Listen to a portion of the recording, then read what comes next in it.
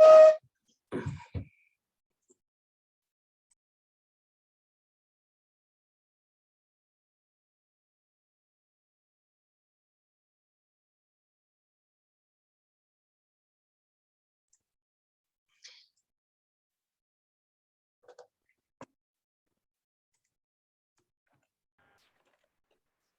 everybody. Small group so far today.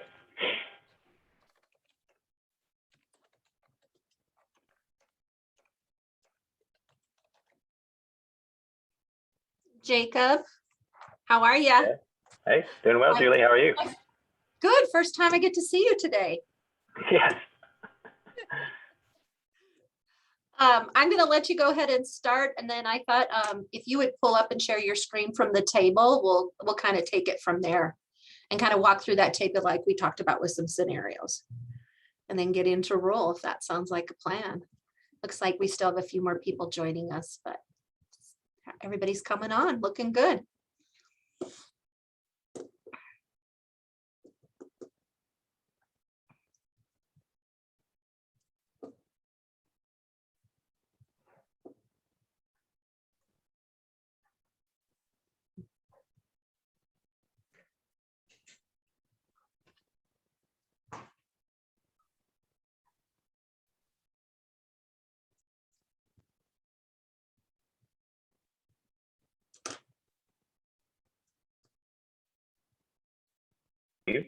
Welcome, everybody. Good to see everyone. Going to dig back into chapter 4 today. Skip the our normal walkthroughs just to kind of get started as soon as possible with the meat of what we want to do. Bear with me just a second. Jacob, let's just do a roll call if you wanted me to do that. I could do that. Please, Tristan, go ahead and get our roll call. Yeah, let's start with Angela. Can you just tell us how you are today? Good afternoon. I'm doing really well. Excited to see all of you and have these great licensure conversations this afternoon. Thanks for having me. Yeah, thanks. Welcome, Angela. We got Diane. Well, I think I'm doing very well as well. So nice to see you all. Thanks. Wonderful. I've got Sharon. Good afternoon. Nice to see everyone. Welcome, Sharon. And I've got John. Hi, thanks for having me. Long-time listener, first-time caller. We've got Christine Egger is here. She's just in the attendees. I can't get her to move over for some reason. And McCall, I know you're eating lunch. Hi, yes, going to lunch, but I'm here. Thanks. And Heather. Hi everyone, doing good here. I get to travel on the bus later, so my apologies when I cut in and out. Great. And Sue. I'm here and enjoying the sunshine. I hope everyone else has a nice sunny day. Pretty nippy and rainy here in Helena. Ah, well, it's chilly here, but sunny. Yeah. Little unusual. I've got Sean moving over into the panelists as well. Sean, you can just say hi and tell me how you are. I think you're on mute. I'm on mute. You're talking to me? Yeah. How are you? Oh, hey, how you guys doing? I'm good. Oh, good. Just I lost my email. I couldn't find my email for the link, so I had to go hunt it down someplace. I'm sorry for running a little late. My apologies. But I found it. I found it. Nice work. We've got Valerie also coming in here. Valerie, how are you today? I am fine, thank you. Sorry for the lateness. No worries. Welcome. And it looks like Dan is trying to connect here, but we can probably keep going.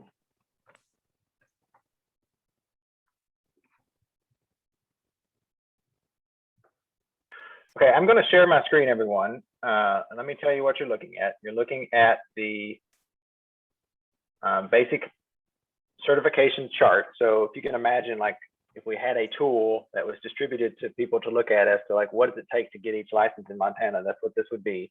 It is Not different than the one from last week, but Julie and Eric and myself worked to align the language more with what would live in rule so that it is more clear to sort of understand that transfer.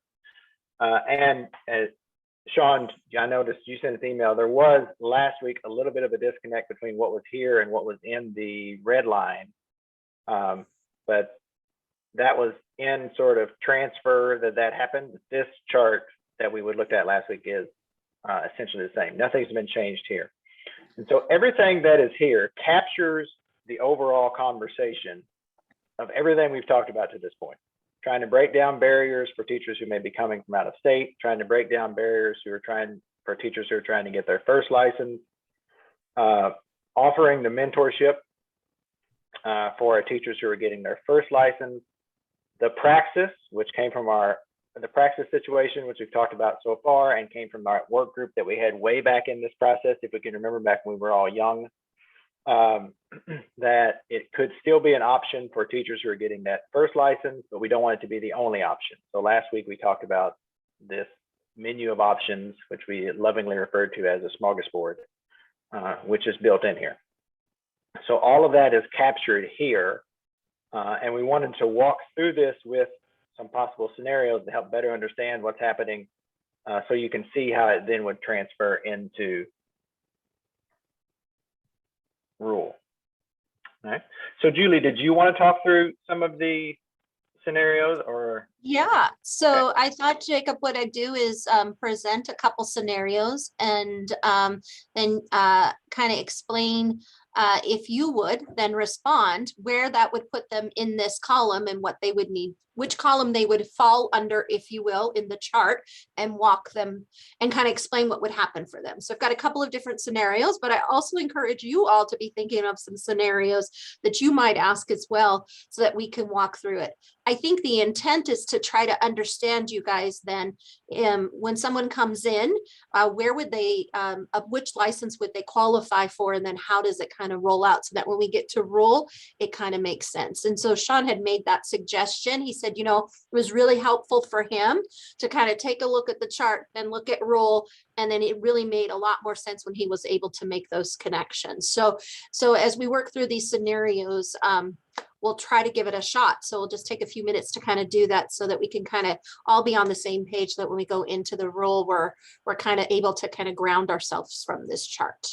So Jacob, first scenario. I just graduated from Montana State University in Bozeman in elementary education. And I completed my student teaching, and I completed my program. And I am ready to apply for my first license ever. What is the scenario for me? What would I be applying for? Yeah, so in that scenario, I would apply for a 2A. I would need to complete the IEFA course, which you did not mention as being completed, Julie, in that scenario. And then I need to demonstrate one of the 3 smorgasbord options, which we have brainstormed to date.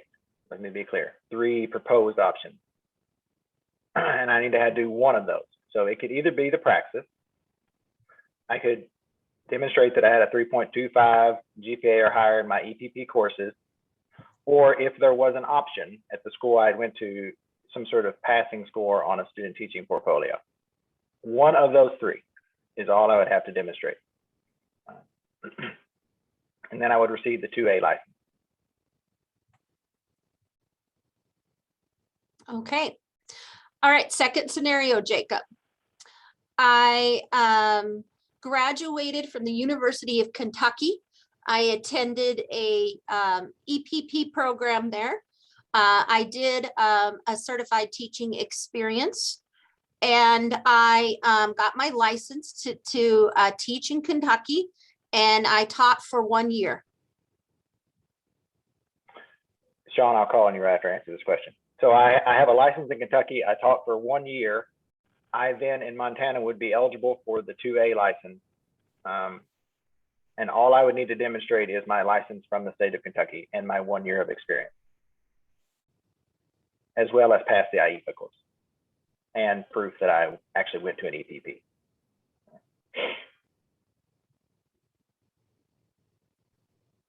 Sean, your question.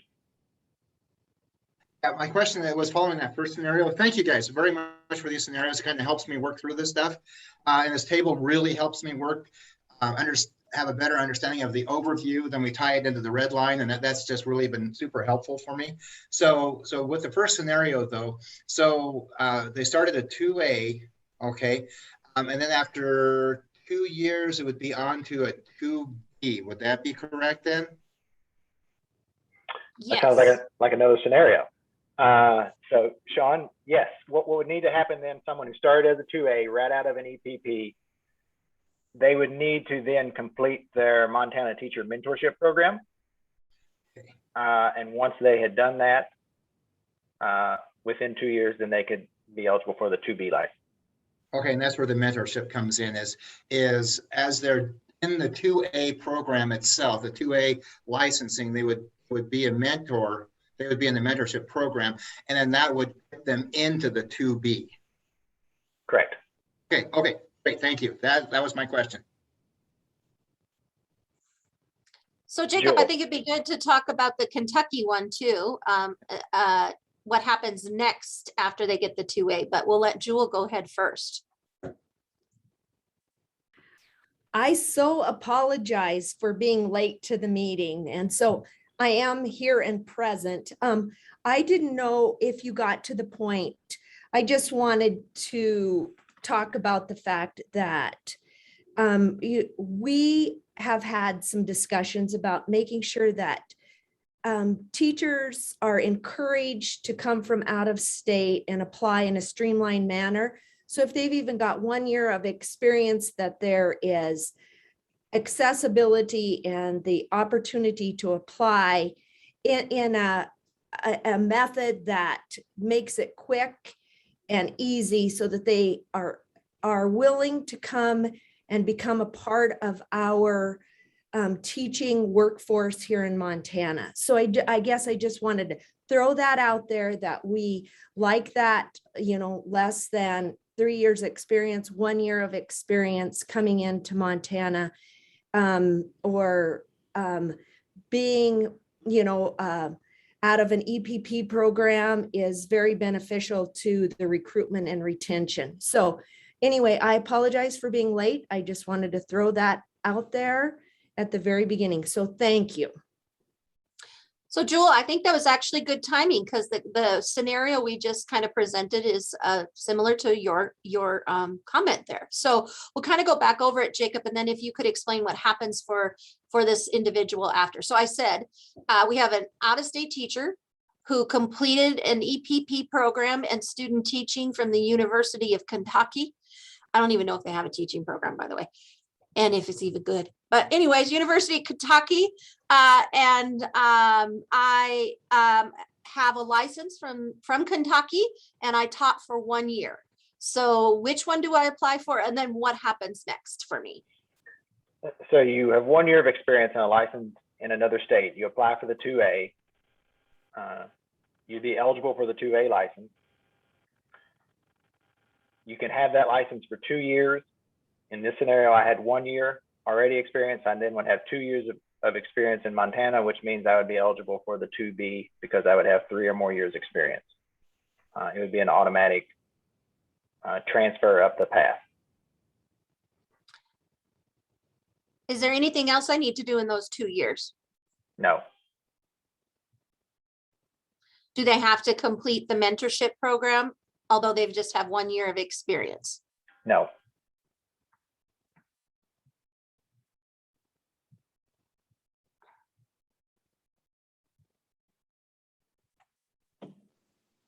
Okay. Sean. And it's no mentorship because they have 2 years of experience in Montana. Did I get that? Did I follow that correctly? Well, they would have 3 total years of experience, so they would not need to do the mentorship. Got it. Okay. Sharon. Yeah, was that our intention? I'm sorry, I'm lost a little bit about that. Yeah, I agree with you, Sharon, because I'm not sure that's how I wrote it out into roles. So Yeah, we're gonna have to check right. on this. because I actually said, I think the way that I have it enrolled, but I'm not sure. So this is going to be a note to myself right here when we go to 410. I think, Jacob, I actually said that they have to complete the mentorship program in order for them to qualify for the 2B. But let's double check that. And I Right. think that's a point, Sharon. So what are you thinking when I say that? Well, I just, that wasn't what I thought the intent, that the red line recommendation said. So, I mean, you and I both agree, I'm not sure that was what our intention was. Okay. But I'm not sure how the rest of the group feels about that, so I'll just leave that out there, but there's a little disparity, I think, between the red line and this chart, maybe with that one item. It's worth looking at again. I think you're right about that. I think that the chart had always said that anybody who had 3 or more years experience would not have to complete the mentorship. And teachers who came with experience would not have to. That's what was always said here, but the transition to the red line did not happen. Diane.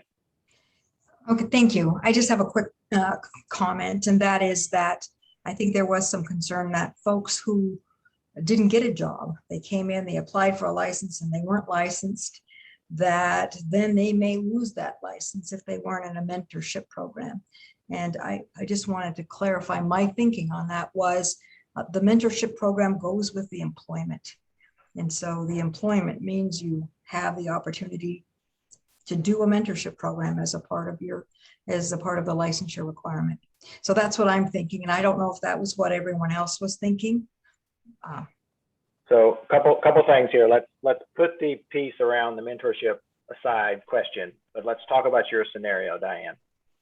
So I complete an EPP, I get a license, but then I never get a job. Okay, I can have that license for 2 years. Right. If for 2 years I don't get a job, then there's a couple different things that can happen. If at any time before that license expires, I see that I'm not going to complete that mentorship, I then can be eligible for what is the 5A, which would be a license for anyone who had not yet completed the mentorship in those 2 years, or someone who may have come through an EPP and couldn't demonstrate 3.25 in their GPA, didn't have, again, this is our hypothetical smorgasbord, didn't have the passing portfolio, so then they had to take the praxis, but they couldn't pass the praxis within the period of time to apply for a license. So that's the 5A license, right? It provides a license for someone who had not yet completed the mentorship in 2 years, and or someone who was locked into taking the praxis and didn't pass it. That's a 2-year license. So then I've got 2 more years, right? Now, let's say then that I went 2 more years and didn't get a job in Montana. At this point, we're probably suspect if people aren't hiring them, or they made a decision not to. So then my license is lapsed, right? So at that point, my license is lapsed. I'm then eligible for the 5C license. Whenever I decide I need to get a license again, I can apply for the 5C license, and I would need to do 6 hours of college credit or 60 hours of professional development. Okay. So then if I got a 5C license, then I can enter back into the process, the different steps to move up again once I got a job. Now, if I got a 5C license by reason and still didn't get a job, it's 3 years non-renewable. Then essentially I'm just going to have to start over at that point. That's 7 years and I haven't had a job yet. So we just go back to the beginning, and you would need to start over. Okay, so Jacob, when I want to go back to that one quick piece, because I just want to be sure you guys were clear in rule, because I'm not sure that if I translated it in there correctly from the intent that I hear coming from the group, which is if in my Kentucky example, I only had I had my Kentucky license, but I had it for 1 year. I come into Montana, I get a 2A. I'm only going to have my 2A for 2 years. And so that would mean then I need to complete the, because I don't have a license for 3 years, I would still need to complete the mentorship to get my 2B within those 2 years. That's how I think I have it written, but you guys are going to need to test me on that when we read through that, okay? To come back to that particular scenario. So to Sharon's Okay. point, the question before the group before we move past this, what does the group want? Do we want teachers who come from other states with experience to have to do a mentorship with less than 3 years experience?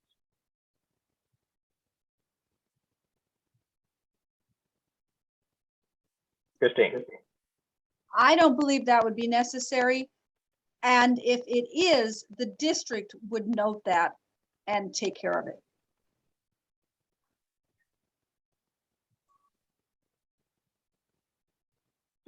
So currently the way the chart reads, and not the way the rule reads, the way the chart reads is the only people who are required to do the mentorship are teachers with no experience.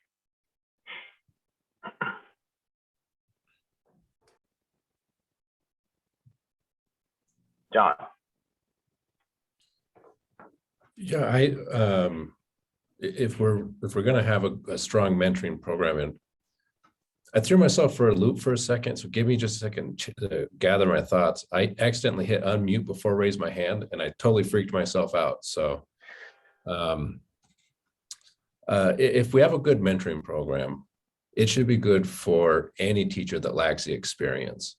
And so to have a rule that weighs heavier on people who have completed our programs than people who are coming from out of state doesn't seem equitable. So I'd like to see the rule be equitable, in-state, out-of-state. Good mentoring is good mentoring, regardless of where you come from or how you get into a position. And, you know, I'm definitely weighing today's discussion with the administrator I spoke with the district yesterday, who is on their third teacher of the year in a classroom. And I'm not saying teacher of the year like this is the Montana teacher of the year. This is the third teacher they've had in this classroom already this year. And I don't want to have a revolving door of teachers, whether they're from one of our programs or an out-of-state program. So I think that mentoring component really is critical for any person that comes in, regardless of where they are, when they lack that experience.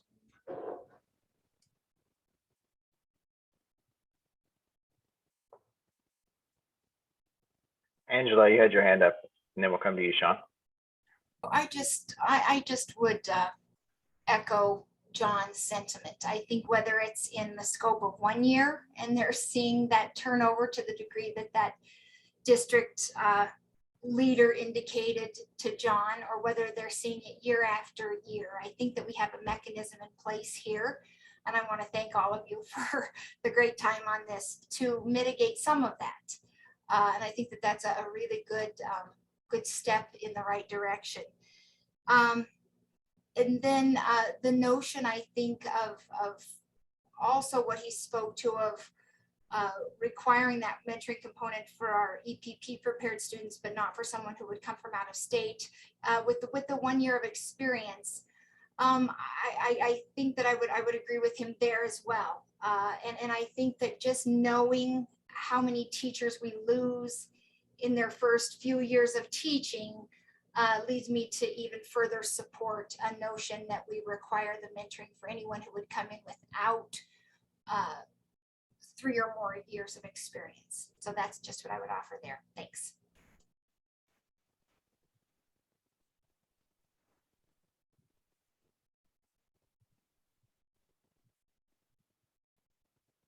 Sean.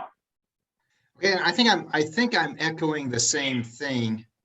I think so. My question would be, and I think that's a mentorship for the first year teachers in Montana, whether they come in from 1 year out of state and then they're in state. That first year mentorship makes sense to me in order to be able to just get their feet on the ground and be able to move forward. The question I had, I guess, as part of this, and the whole thing's a question, right? Should it be just the first year? Should it be the first and second year? Anything before a 2B? And so I'm really, I feel solid and confident around the first year. Anything longer, I'm just not so confident. So it's kind of a question, a comment as well, or a statement as well.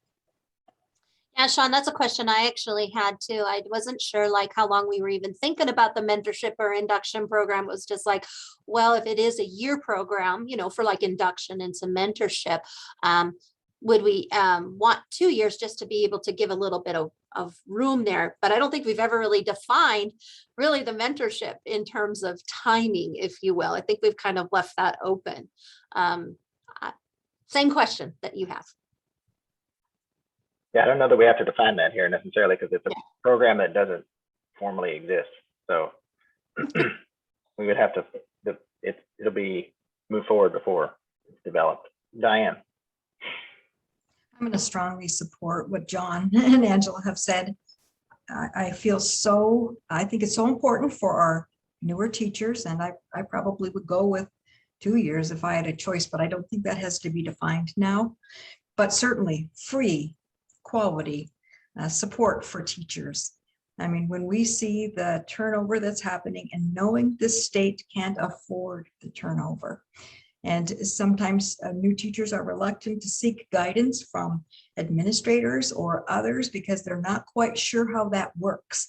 And we have a kind of an unusual tenure situation in Montana. When every time you go to a new district, you have 3 years and you can be gone at the end of a year.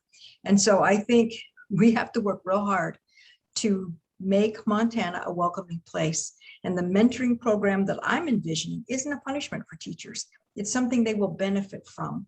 And I think actually administrators and board members would benefit, and particularly students, from the best mentoring program that we can offer our newer teachers in Montana, whether they be in BEPP from Montana or out of state. So that's, now I know you've heard that before. Just want to make sure it is not a burden for our teachers. It's intended to be a help for our teachers. Okay, so I let everybody follow me along here, and I think we fixed this very quickly so that everyone who has a 2A license has to do the mentorship. All we do is delete that so that it takes out the years of experience. And then where it says this section here, where we're talking about having a license, we just need to classify that that's an out-of-state license, meaning you essentially limit it to someone coming from another state with 3 or more years experience would not be required to get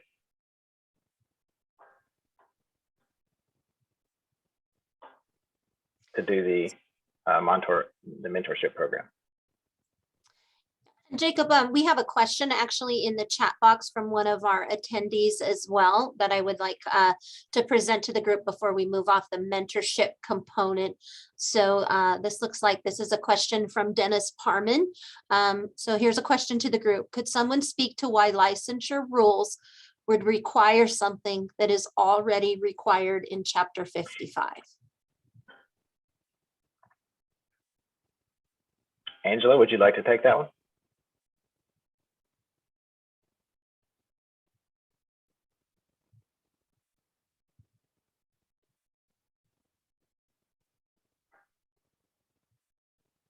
She seems to have stepped away. Jewel?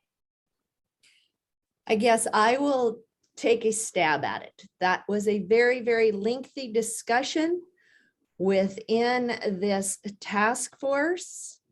Some of us who did make the statement about it being in Chapter 55. However, some of the thought was that it is not being done in an effective manner through Chapter 55. And so there was a vote taken on this and it passed in the task force. And I'd have to go back right now and look at my notes.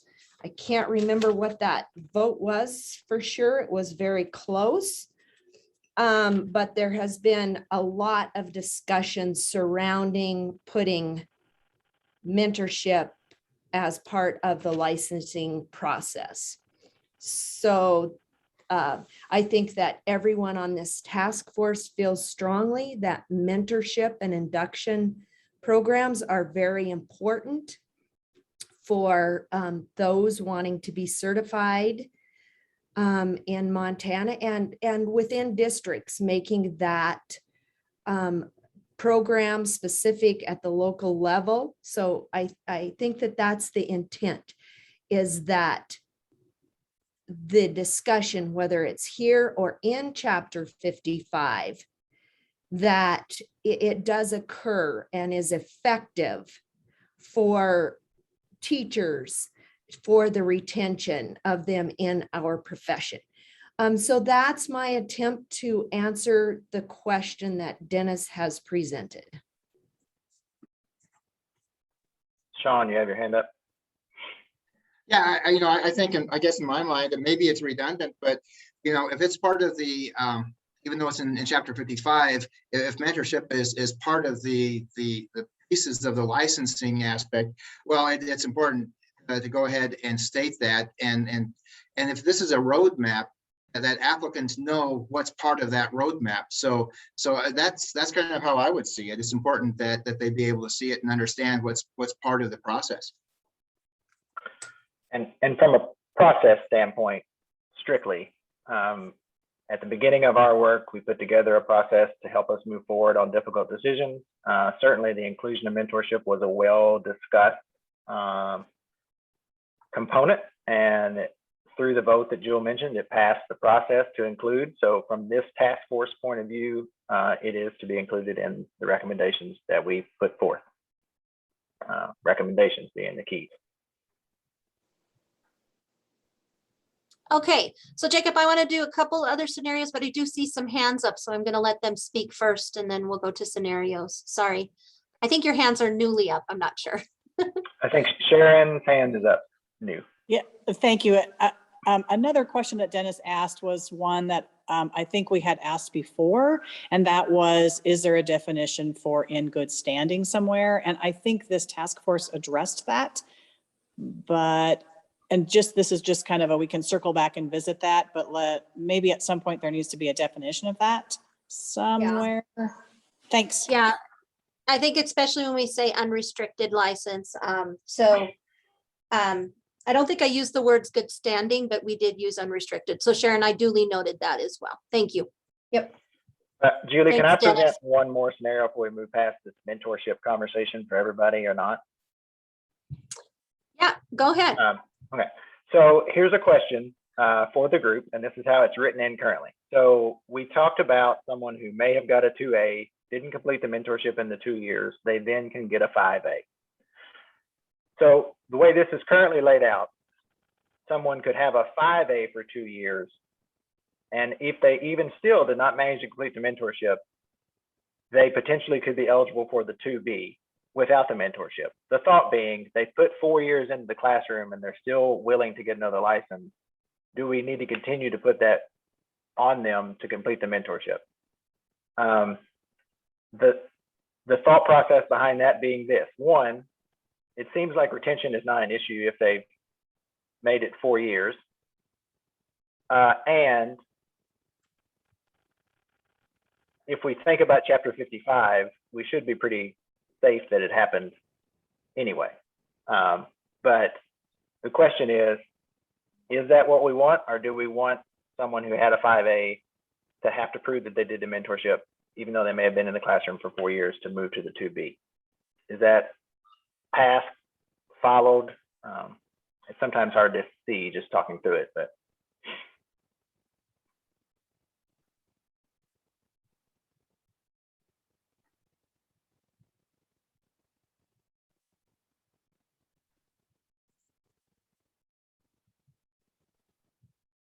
Angela has her hand up. Oh, Angela, sorry. Go ahead. Thank you. I think you posed a question and I wasn't planning on speaking to that, so I apologize. I think I clicked my icon for my hand to go down earlier, so my apologies. Really enjoying this conversation. I think Sean hit the nail on the head as talking about licensure, and chapter 57 is the roadmap for this mentorship and the place for it.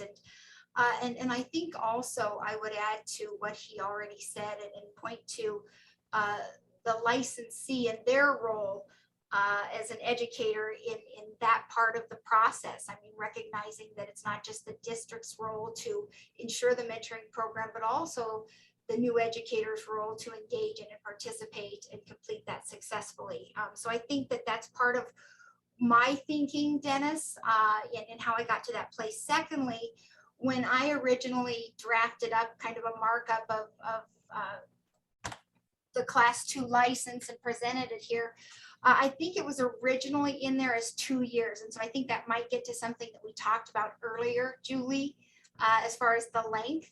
And I'm fine with it here with at least the 1 year of mentorship. I really think that that's a really good win if we can make that happen. So that's also why I think I wanted that piece here, was because I felt like it was more of an appropriate place here than perhaps in 55 with licensure, but also adding that extra year I also believed was important. So I just wanted to add those pieces to what other folks have already articulated so well into why I thought 57 was a home for mentorship. Okay, so Jacob, I want to get to 2 quick other scenarios so that we can then jump into rule. So I come from out of state. I have a license. I've taught for 4 years. My license is still current, and I did complete a EPP program. Which license do I apply for? I'm eligible for the 2B license, assuming I just have a bachelor's degree. If I had a master's degree, then I could apply for the class 1 license. All right, Jacob, next scenario. What if I attended a program that is approved and accredited by a state to lead to licensure, that is an alternative program, and I have 2 years of teaching experience and a current out-of-state license? So alt program, 2 years of experience, and 2 years of a license. So I'm making the assumption in your scenario that I have an unrestricted license from another state, meaning I have a full standard license from another state, and 2 years experience, irrelevance of what program I went to achieve that other state license. I apply for the 2A because I have less than 2 years experience. And which would mean to advance my license then in Montana, I would need to complete the mentorship program upon arrival. But 2 first license I would apply for. Okay, last one. I have a bachelor's degree, and I've got a job with Sean, but I don't have a EPP program, never attended an EPP program, but I'm excited and anxious to be joining his school district, and he's going to offer me a contract. What do I apply for? A 5B, which would be the same process as what is in place now, and then you'd have 3 years to complete the EPP program. Okay, I want to offer the group, do you have any scenarios you want to test run before we jump to rule?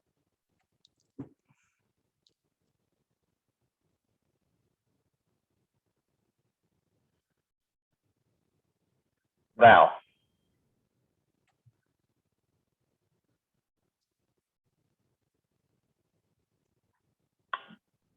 Val, do you have your hand up? Sorry, I'm just talking away with the mute button. I can't get used to this. So I just graduated with my bachelor's degree in Arizona. My family had an opportunity to move to Montana, and I have not had a job yet at all. Where would I sit?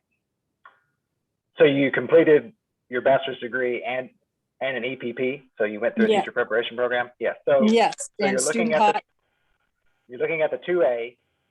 You need to complete the IEFA course and then demonstrate one of these 3 smorgasbord options. So either you had a 3.25 in your EPP program, or you passed the praxis in your content area, or if the option was available, as currently demonstrated here, your student teaching program had a portfolio associated with it that had a passing score, you could present that. Okay, so I could come in with no years of experience. I could still teach in Montana. Certainly. With provisional. Perfect. Thank you. Sean had a question for me. Sean, that last scenario was that I did not complete an EPP program. So I would get the 5C, 5B, pardon me, so that I have 3 years to get that program completed while working. Okay, thank you. I just didn't connect the pieces. Sorry about that. John, Are you did you trying have to your hand tell up? me you wouldn't hire me? Yeah, Jake, I just wanted to ask on Val's scenario there. Wouldn't it be easier for an out-of-state candidate in that situation to get the license in their home state and then enter under that or button or option down below instead of having to take the test and do all these other things? Wouldn't it be easier to say you should get the license in Arizona and transfer it up to Montana? It depends on the state, I think, John. So I think we know most states require the praxis or some form of a praxis equivalent. So if it was Arizona and they did require the praxis, but if I could just demonstrate that I had a 3.25 or higher in Montana, that actually would be an easier path, right? Well, either way, I'm going to have to do the IEFA. but I guess my point is when we're telling people that want to leave Montana, getting that license in your home state, licenses are transferable more so than programs. And so getting that license from Arizona and just transferring that license up with it still has with less than 3 years experience. So, whatever requirement they have in the other state, and a number of states are working with Pearson now, building like the MTLE that they use out in Boston or Massachusetts and other places. They have state-specific licensure, which they should take as part of their process there. So I guess in my mind, I was just thinking, if it seems like it would be easier to tell them just to get that license in their home state and come in, and then it looks like all they have to do is the IFEA and show that they completed an approved program. Yeah, so I think that is another path. I would struggle to put the term easier on it to do that, but it certainly provides multiple paths for people who may be coming from out of state to completed programs to obtain that first license.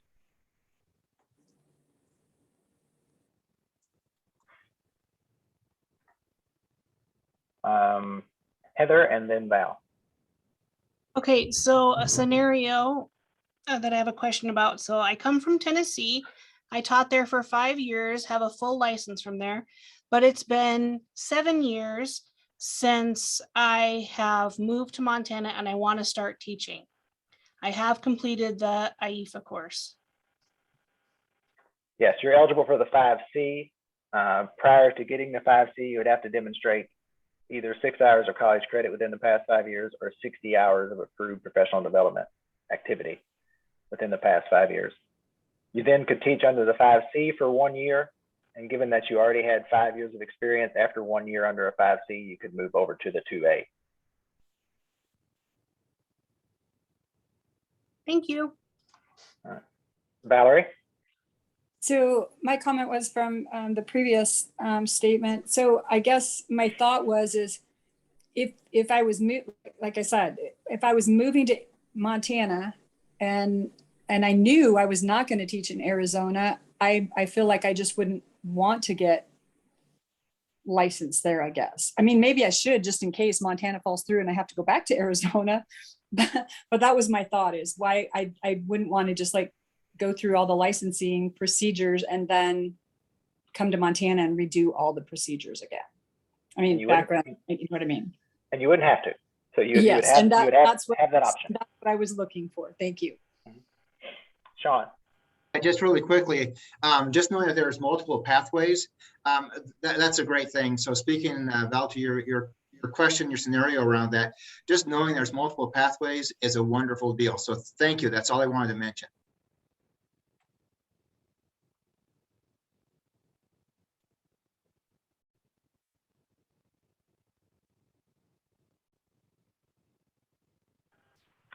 Anything else we want to talk through?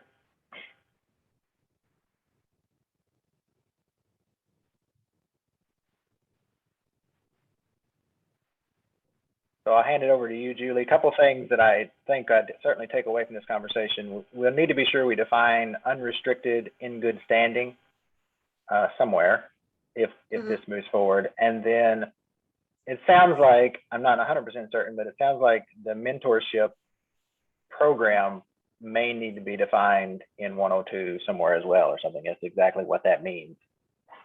I did define it, but it's really open, which I kind of like the idea of keeping it open, but you know, for it to become defined. But Jacob, can you do me a favor and share your screen with the chapter 4 with mentorship rules?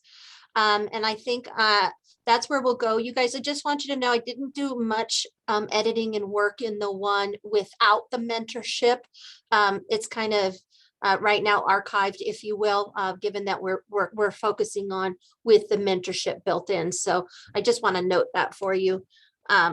So going into chapter 1057, sub chapter 4, for standard teaching license, first of all. So you guys, this is the column on the chart when Jacob's talking about the 2A and the 2B.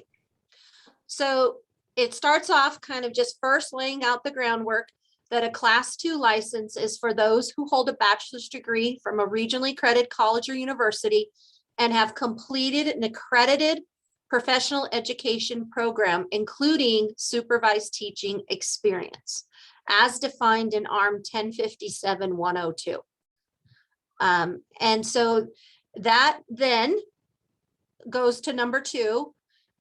There are 2 types of license, the 2A, which is valid for 2 years, and the 2B, which is valid for 5, or if you had a 2B and upgraded to the 2A, the 2B would be valid for 3 years, so that everybody was having to go through renewal every 5 years to stay in that cycle. 3 starts to define what the 2A is. The 2A would be issued to individuals seeking their initial Montana license who meet all requirements except for completing a mentorship program or hold a current standard unrestricted out-of-state license and less than 3 years of experience, or a successful completion of the requirements for the 5C, that's the recency of the 6 credits or the 60 renewal units, and less than 3 years of experience. So that 2A would go to initial license, have not completed a mentorship program, or someone who has an out-of-state license that is current and unrestricted, meaning it's not a provisional or an emergency authorization, as we call it here, and they have less than 3 years. Then they would get into the 2A to get the mentorship. Or the 5C, they had a license and it lapsed and they just didn't have recent credits, if you would, so they need to do some continuing education. But they complete that pretty quick in that first year, but they don't have more than 3 years of experience, they'd fall into the 2A. So in the process, we would require them in 4 to verify their bachelor's degree, the completion of an accredited approved program with the student or supervised teaching, with a recommendation for the license requested from an appropriate official from the EPP. That's our university recommendation form. They'd have to qualify for at least 1 or more endorsements. And then they have to verify completion of the EFA. The next part kind of becomes the or situation. So they got to have the bachelor's degree, the EPP, the supervised teaching, and they have to qualify for 1 endorsement and EFA. Then they either have to pass the praxis, have the passing score on a student portfolio, or a 3.25 on coursework for their degree in the EPP, or a current standard unrestricted out-of-state license, right? Because that would mean they're under the 3 years, but they have to prove that and send that, or they'd have to complete the requirements under the 5C for the 6 semester credits or the 60 professional development units. So I want to stop there because that's just talking about 2A. before we go to 2B?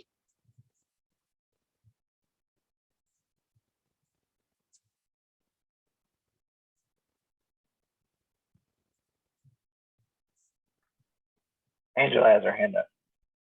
Thank you, and forgive me if I missed this, because I did log out a little bit early last week, and I don't recall, did we, I think we discussed it, but I don't know if we ever defined which coursework for the 3.25.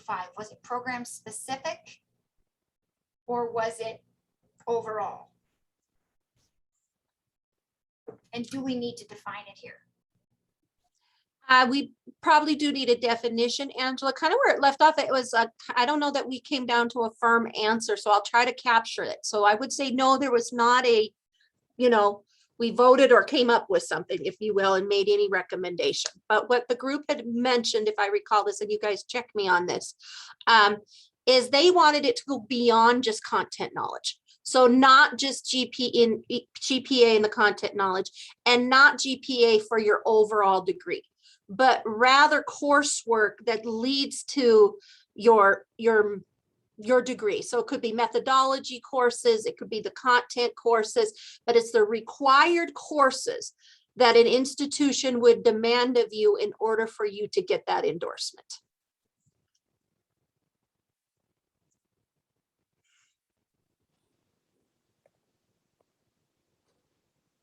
Diane?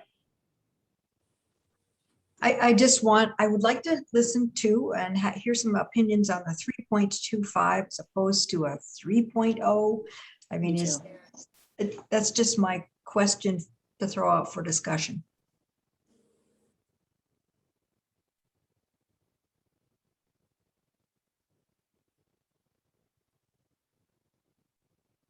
Sharon, I see your hand up. Yeah, I'll echo Diane's there.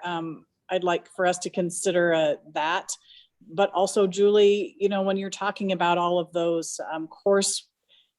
is that information easy enough for you guys to capture on their transcripts? All those levels of, a GPA in what area, content, methodology, does that include coursework that were elective courses, or how do you guys capture that? I mean, I was thinking, Sharon, I was thinking a little bit about envisioning the smorgasbord, how that would play out on a university recommendation, if you would. I think it would start to then, I don't know if you guys are familiar with the current UR, but it asks them to verify, are you accredited regionally? Are you accredited through an EPP? And then it asks them which endorsement are they qualified under? And did they complete the student teaching? So in some ways, I almost envision that would have to be on the EPP to verify from that authorized, individual or appropriate officials, I guess the technical term we use, from the EPP, because they could verify it right on there, because there could be some coursework that maybe isn't required as part of their degree programming, but maybe it is. I could give you an example, like child psychology would be one that could be, right? Should be, but may not be, right? Depending on the program. And so I think that leaves it kind of open for the EPPs to say, this is the coursework that we require for this endorsement. And it doesn't have us having to calculate that, if you will, but rather putting it on the appropriate official. But I don't know. I mean, that was my thinking. Well, and I think your red line actually says that verified by the appropriate official from the Educator preparation program. So sounds good. Thanks. John, go ahead. Yeah, we do this right now when we send it in. And if we're recommending someone for a license in another state, we will verify that for that other state as well. Most states have some type of a GPA requirement. When we're looking at the 3.25, I think it's important to remember that that's part of that if or praxis, or it's not like our current candidates that they can get by with less than a 3.0.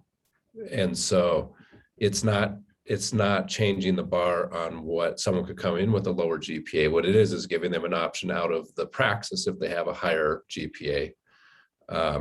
We currently only are allowed to submit our content coursework that a person takes. So their electives, courses that they take early on in their college career, those things don't count. It's only in their content area. And if you're thinking about the content, remember that doesn't include things like our methods courses. It doesn't include our educational foundation courses and things like that. It's strictly the content courses. Someone coming in from another state, the way I read this is they would have access to all of their coursework, not content specific. So they have a wider breadth of coursework. And historically, what you see in a person's GPA is the content courses are what drag them down. It's the education courses that bring them up. So by including the education coursework is something that they can submit, it will up, theoretically, in most cases, up their GPA higher than they would if it was strictly content. So I can add some context into the discussion around 3.25. 3.25 is essentially a B average. Those of you in higher ed, help me out with that to make sure I'm close there, but it's a B average, even like sort of a low B. And if our smorgasbord is meant to be sort of a check of potential quality for teachers, right? We know there's not a direct correlation of quality, but it's a potential check gate, so to speak. We know that there's a very loose correlation to praxis, but there's actually a higher correlation in many cases to GPA. So if you lower the GPA option, then you're lessening sort of that quality check potentially, which is, so 3.25 was sort of viewed as a B grade and closer to capturing quality potentially than lesser than that. John made a comment that 3.0 is a B average. So what do we think? Should we take a vote, 3.0 or 3.25?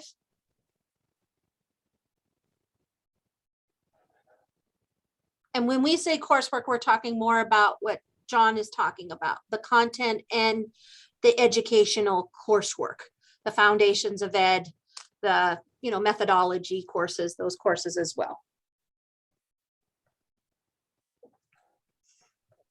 Sean? Yeah, I would just say 3.0 is that B average.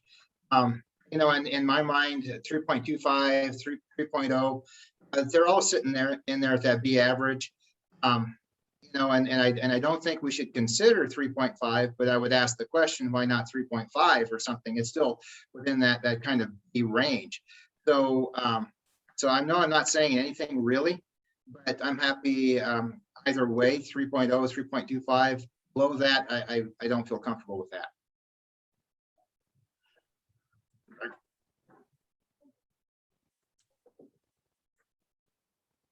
All right, so I guess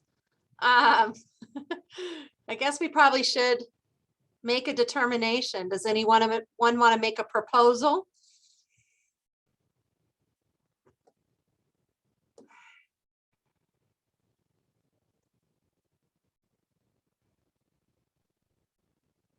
Well, Julie, we discussed it. I guess everybody is okay with it. Christine. I just want to make a comment. I worked and mentored a teacher to teach middle school math who had failed college algebra not once, but twice. And being mentored in that at the 7th and 8th grade level, he was actually a very good math teacher because he knew how hard it could be. And I wouldn't have thought that if I hadn't had that experience. And so that's just something to consider when we're looking at GPAs. It's not always as clean as it might appear. Thank you, Christine. And I think I'll go back to John's comment, and that's why it's an option, right? So it's not the only option, but there's one of three. So that particular case, that person would need to, they would start preparing early in their EPP as to which one of these they thought was the best way for them to obtain their license.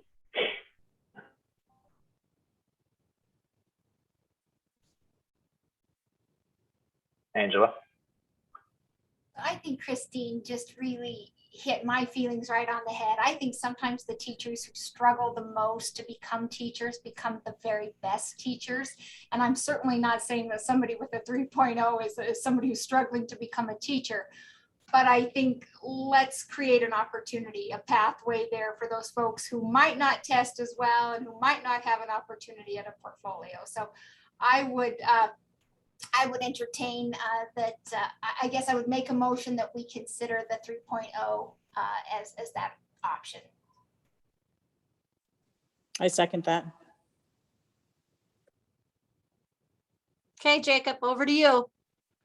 All right, so the yes or no 3.0. Yes as we move it to 3, no as we don't move it to 3.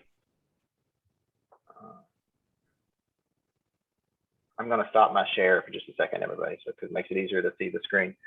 So I'm just call on you. I see Diane has her hand up, so Diane votes yes. Sean votes yes. Angela votes yes. Sharon, you put your hand up. That's a yes. Heather votes yes. Jewel? Yes. McCall votes yes. John votes yes. Anybody whose name I did not call out? Christine votes yes. You didn't, Val, did you? Val, is that a yes vote with your hand up? That's a yes vote. Okay. Unanimous.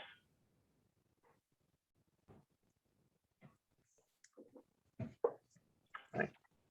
And the wonders of technology allow Julie to change it in real time. Okay, you guys. Any other comments before we move to 2B?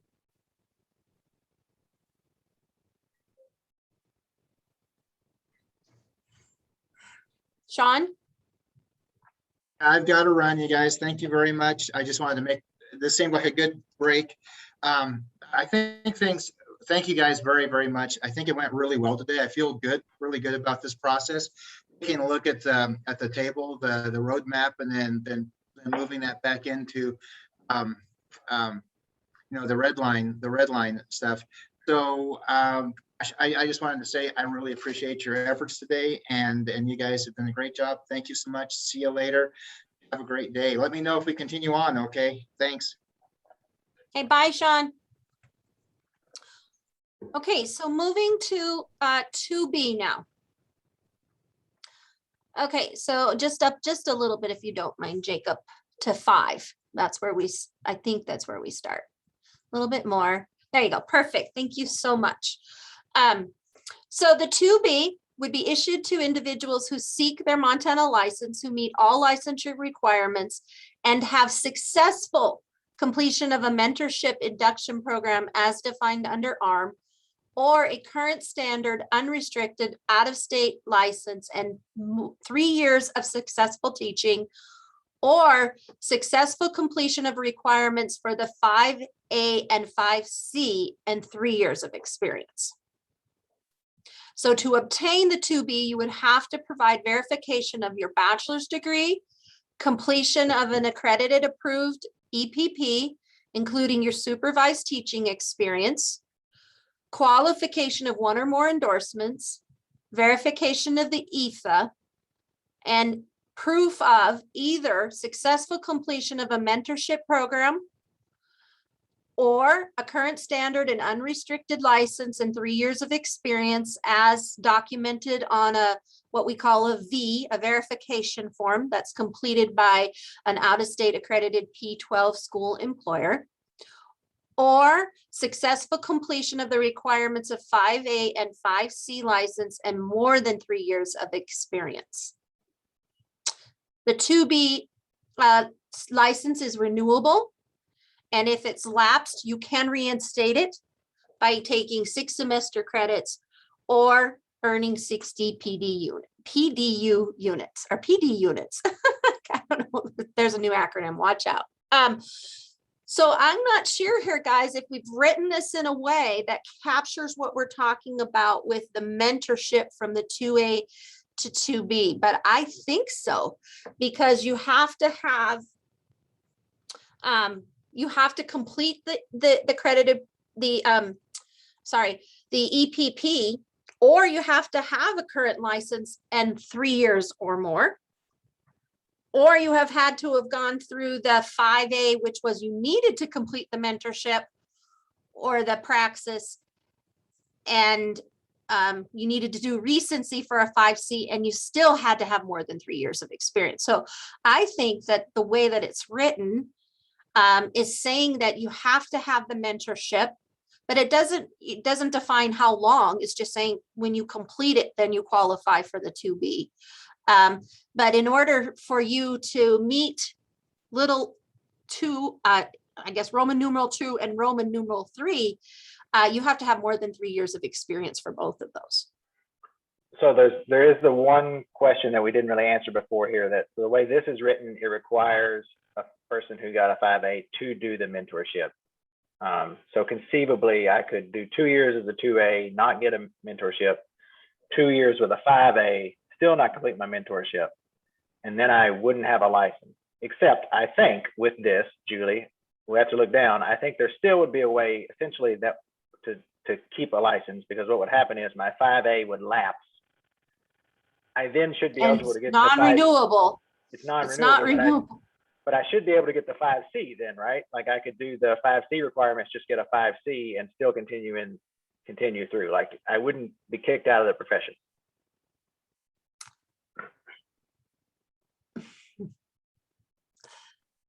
I don't know, maybe then it's an unusual case. You have to plead, or we deny it. You got to go plead why you didn't get it done in the 4 years. I've been naughty. And I don't really want to spend any time on that necessarily, because I think it's an outlier case.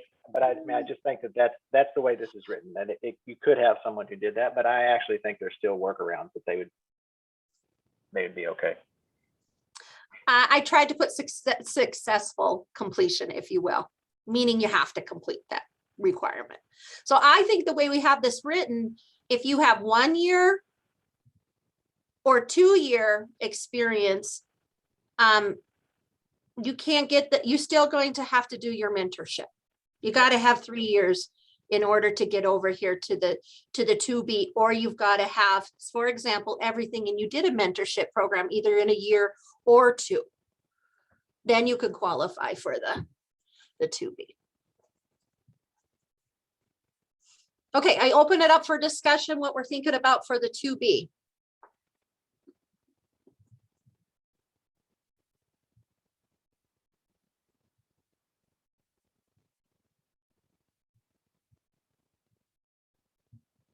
Do you guys agree? Do you guys see that if you have come from out of state and you just have 2 years, you're still going to have to get the mentorship because you don't have 3 years? Do you think this covers it?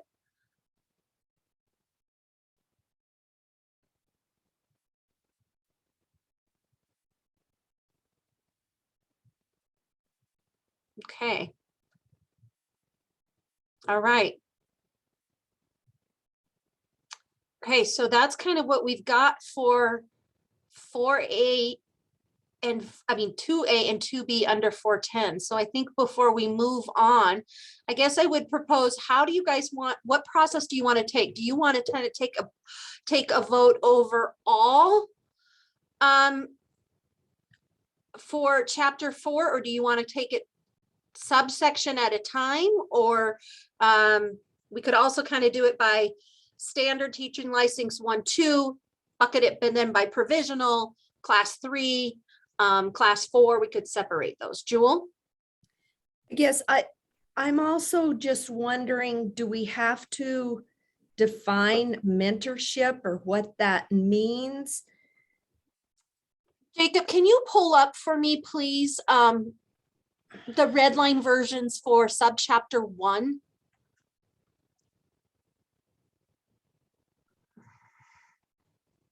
You guys, this was a random attempt at trying to define it. it might not be, Jewel, where it needs to be. Is what I'm trying to say. I don't think I've looked at it for like 2 weeks.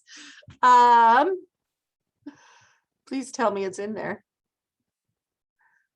Okay. There you guys go.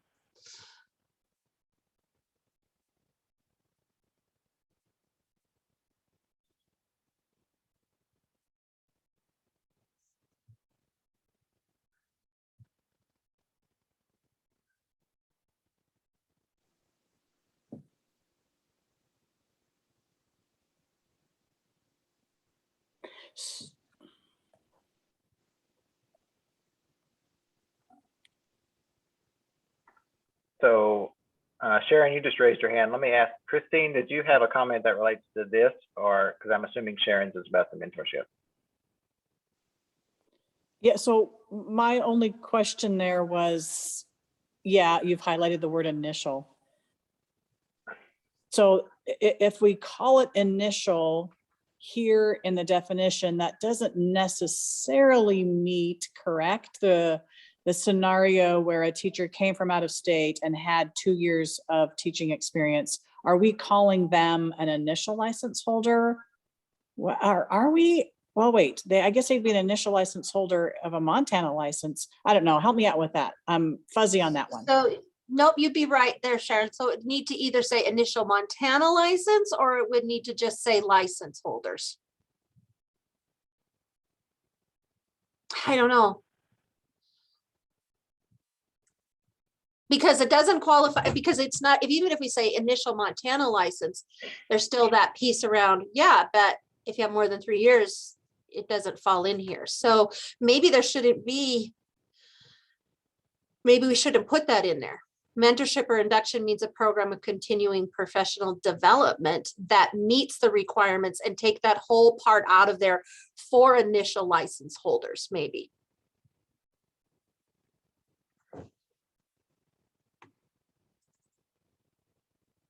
Thoughts from the crew?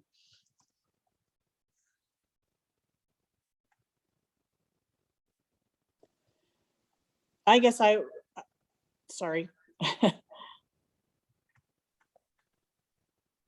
Go ahead, Sharon. Yeah, I guess I would say, to me, and I know that I agree, Julie, if we just get rid of the 4 initial license holders, because to me, I would always hope that every district also had an induction program that wasn't really, because Chapter 55 also requires an induction program. And whether those are 2 separate pieces or not, induction programs and some mentoring programs actually are very community specific and school district specific, that really aren't based on you have X number of years of experience. So these are the things that you should know how to function in our school system. Like, you know, do you know how to fill out the proper paperwork to take a bus trip with kids, et cetera. So yeah, I like the not initial. I think just, you know, once they enter into your district, everybody's got a new thing going on. So yep. Thank you. Do we need to take out that last sentence, upon completion leads to recommendation for full licensure, and just remove that as well?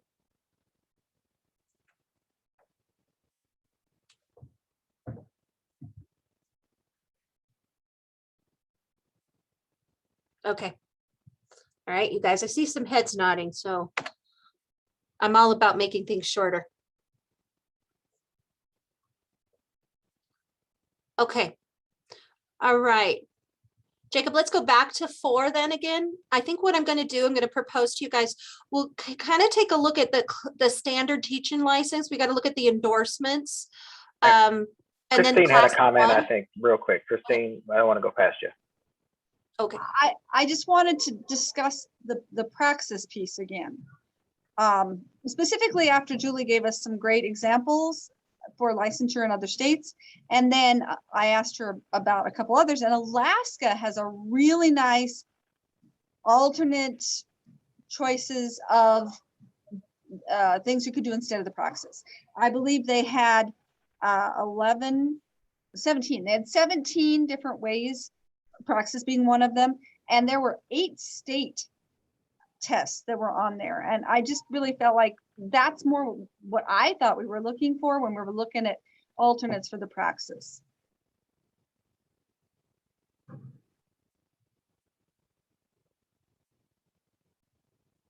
Well, Christine, we are totally open to ideas. What were some of those from Alaska?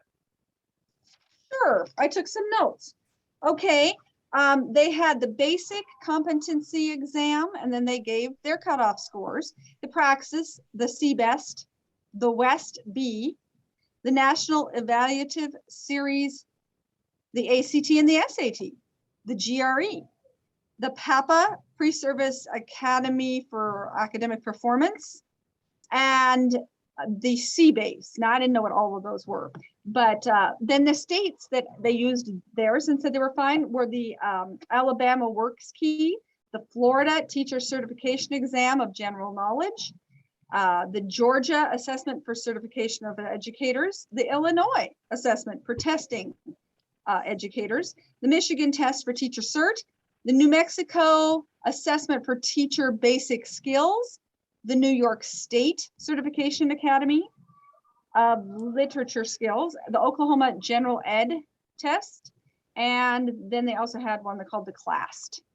So 8 different state tests and 10 different ways that they had researched. And like I said, they had cutoff scores for all of these as well. And I feel like that's the broader type of thing that those of us who are on the Praxis committee and we're looking at that, it's not that the Praxis is bad. We just think there's so many other possible tests that people may have taken. So Christine, quick question about that regarding the other states. Would Montana need to add a list of other states if you just went with the language that's here that says if you have a license in another state, then it's going to be reciprocal? So it would be hard to see a place where someone would take a test in another state and not just go ahead and get the license in that state. Okay.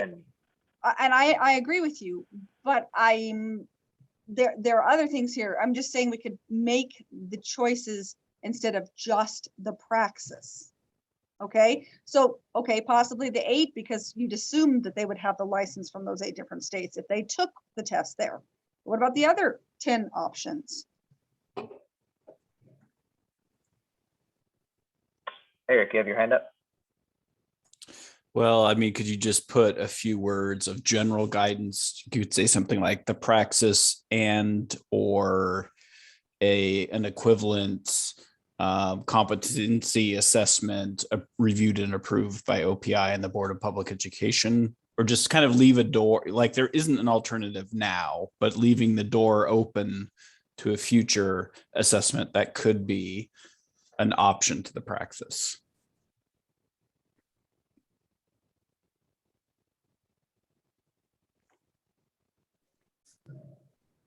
I would really like to hear Jules' take on that. Well, McCall, you had your hand up first, so go ahead and then Jewel will let you go. Yeah, thanks. I think Eric's point is actually really interesting. I don't know much about any of these other exams, and I guess I would just ask, do we know that some of these other ones are equivalent? I mean, does anybody else have any, have they worked with any of these other exams or I guess that's just my question is, do we even know that they are equivalent to the Praxis? And what does that look like? McCall, I would respond, I have taken the CBEST, which is one of the ones she listed. General knowledge, basically, and written format as well. I don't know about the others. I don't think that there is the content testing comparable to the Praxis for the CBEST. It was more general knowledge. So, and I cannot speak to that, and I've not done enough review, Christine, to tell you whether I think those are equivalent. I think the Praxis is more specific. So that would require a lot more research. The only thing that Eric said, I mean, if it were approved by the Board of Public Ed, that may be an acceptable way.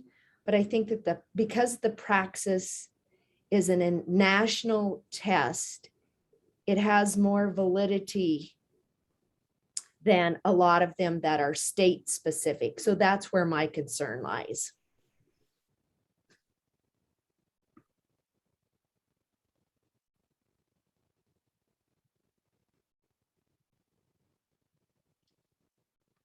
Okay, so do we consider adding some language like Eric has stated, which leaves it, at this point, they haven't approved anything, so praxis would only work right now, but it would leave it up to the board to be able to, I mean, I don't know, we'd be recommending to the superintendent to consider adding something around language like Eric has indicated. What are our thoughts?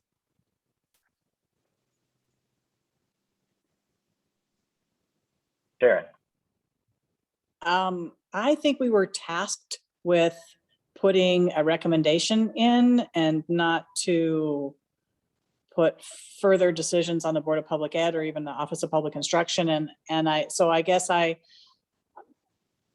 would lean towards leaving the praxis in there. We already have a menu of options there. And that seems to me like that provided us some good pathways with our scenarios that we presented earlier today. I would echo Jules' concerns about don't really know what kind of crosswalk has even been done between all of those particular tests. And as those tests change, then we would be tasked with revisiting that more often than perhaps we wanted. So I would be in favor of leaving the praxis in there as a menu of options the way it is.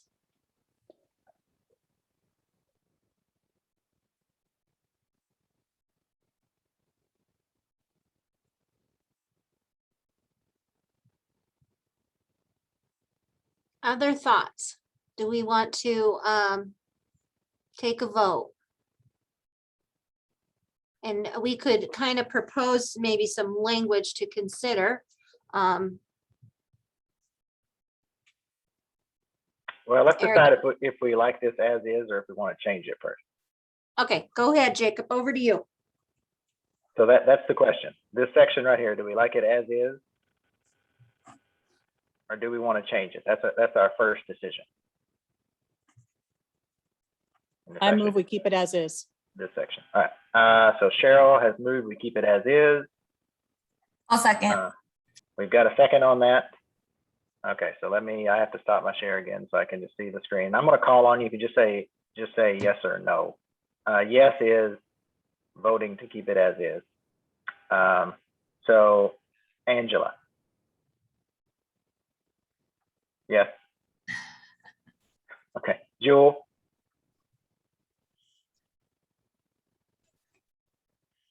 Yes, it's not Thank you. unmuting.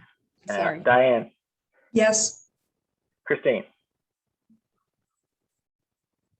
I got it. It's a no vote from Christine. Val.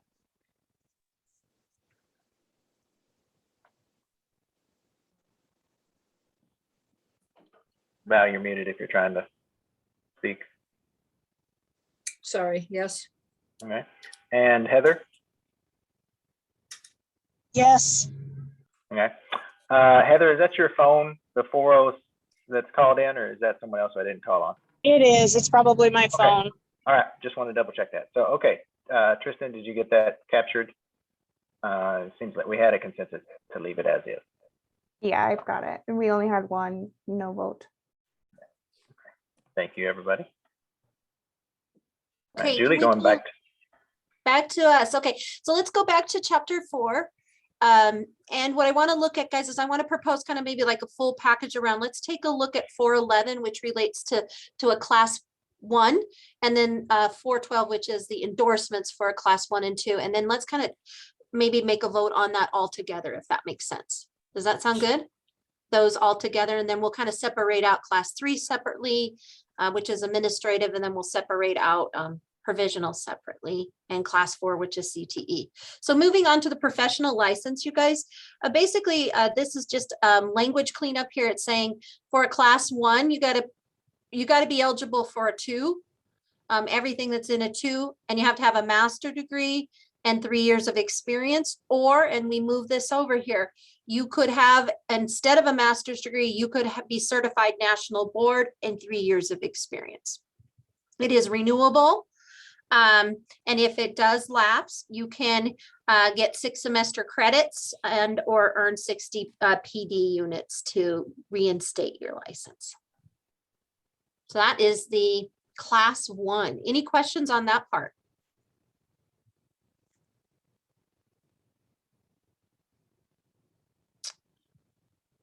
Okay, move into endorsements. For class 1, 2 endorsements, we just cleaned up the language there a little bit, you guys. Remember the P3 to be more current, that's what we reference. Age 3 to grade 3 is actually P3. And then we kind of took some of the language and condensed it. So instead of saying this is what you have to do for the 5, this is what you have to do for the, for the 512. This is what you have to do for the P3, the middle. We just put that all together and said to obtain an early childhood, elementary, middle, secondary, which is content specific, or the K-12 or P-12. And we made sure that this said just P-12 for special ed because you can't get a P-12 psychology on a class 1 or 2 teaching license. So we cleaned that up.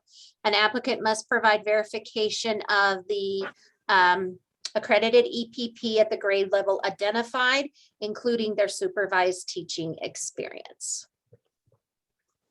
Sharon?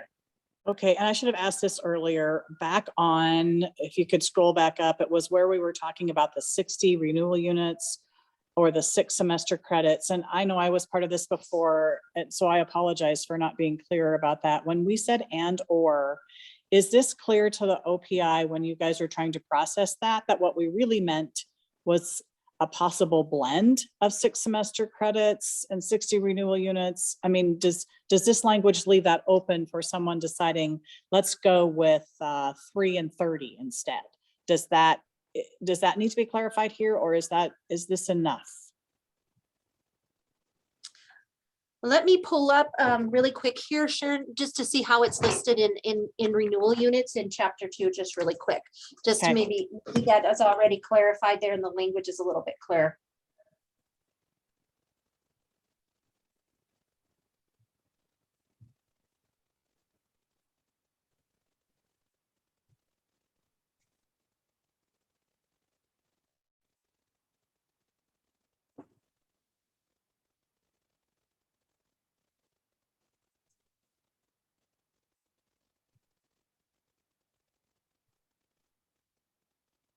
So it actually, Sharon, Jacob, can you pull up class 2 really quick? I mean, class 2, subsection 2.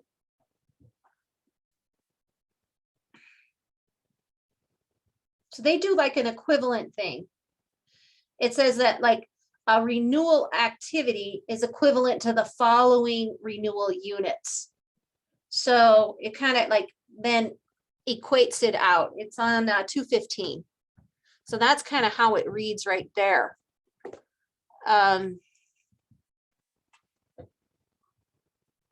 So it could be, we could say something like professional development activities equivalent to 60 or 60, oh my goodness, 60 professional or 60 PD units as defined in 1057-215, and then it leaves that, Sharon, and it doesn't say the and or.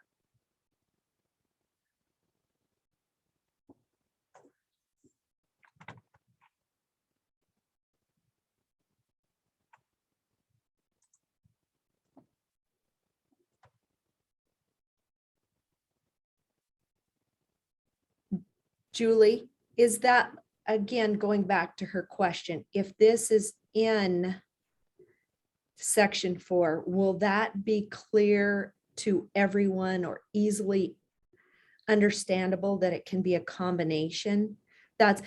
I just think that language, so you're not digging for it, so that it's easily understood. I guess I think that was the point, right, Sharon?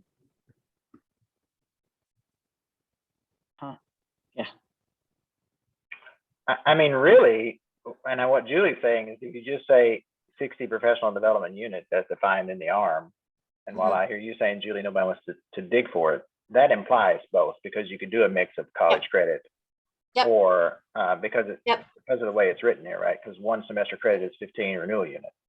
Bingo. So it would look like this. Let me just, and then it just takes it out. Did that correct on there? So Jacob, are you back on, which one am I on? Am I on 2? I'm back on 4. So Jewel, I don't want to leave you hanging. I think your thought was like,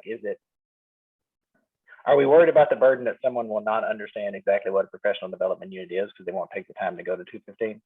And is that really a concern we should be concerned with?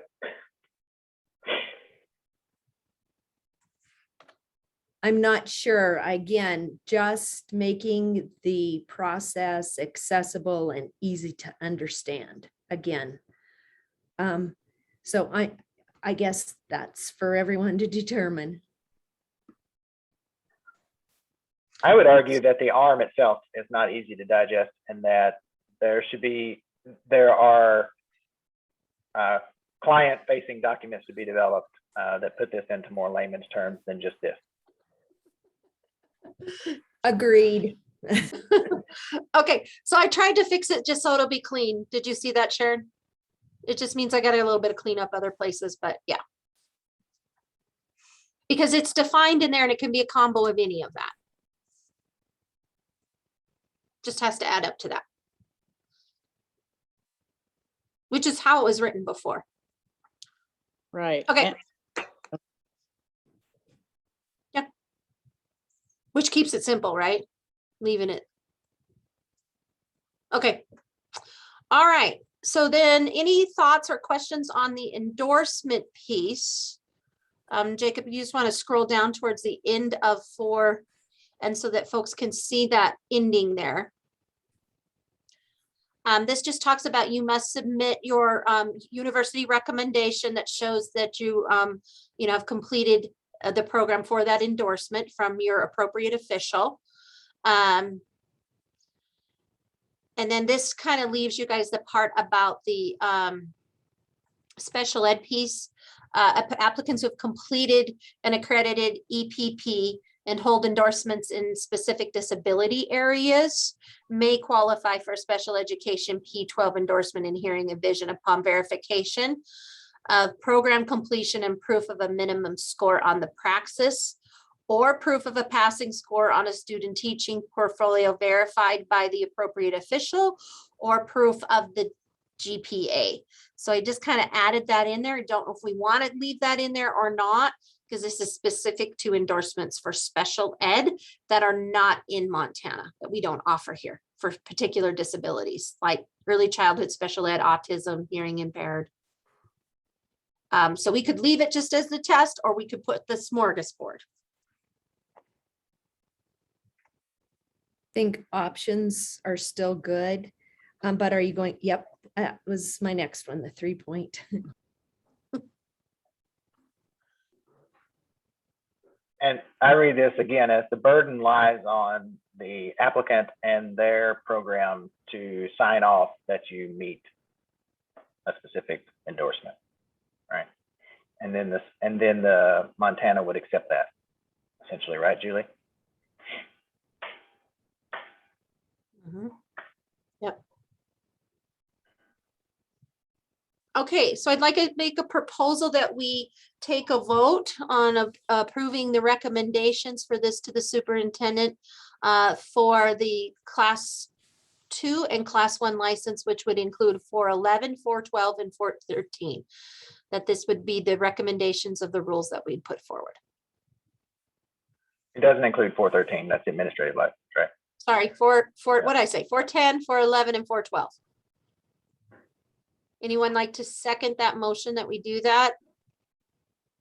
Jewel? I'm just trying to figure out how many of the task force members we have still engaged in our Zoom meeting? Do we have a quorum, and can we? I count 7. I agree, Jacob. That's what I counted.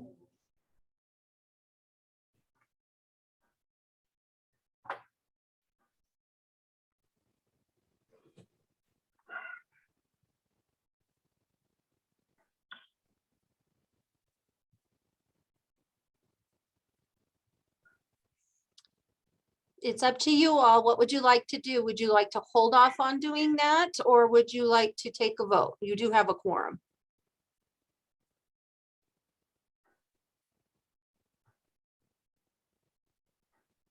I would say let's take the vote. We're here.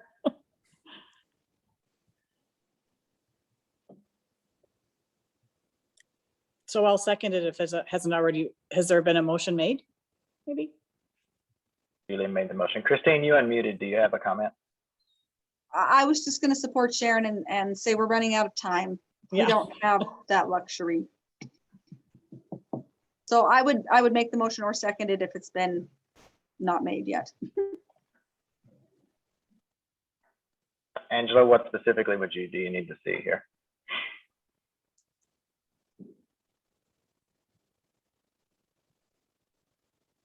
Thank you. My printer wouldn't print a colored copy of this, so I'm trying to do this on a black and white. So I appreciate you scrolling up for me. Where am I going?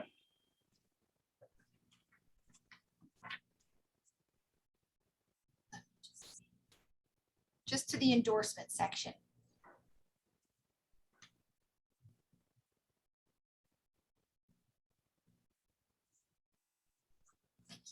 Thank you.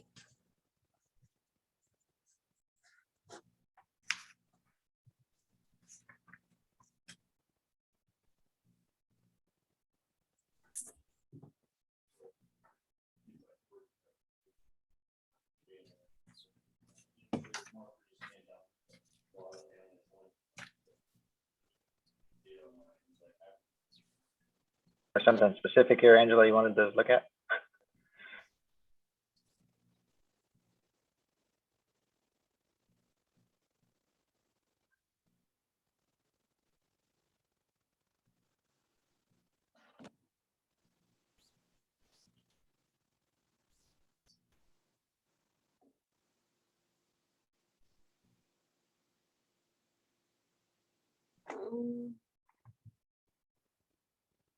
Okie dokie. Well, we have a second of this to vote on 10, 11, and 12, 4, 10, 11, and 12.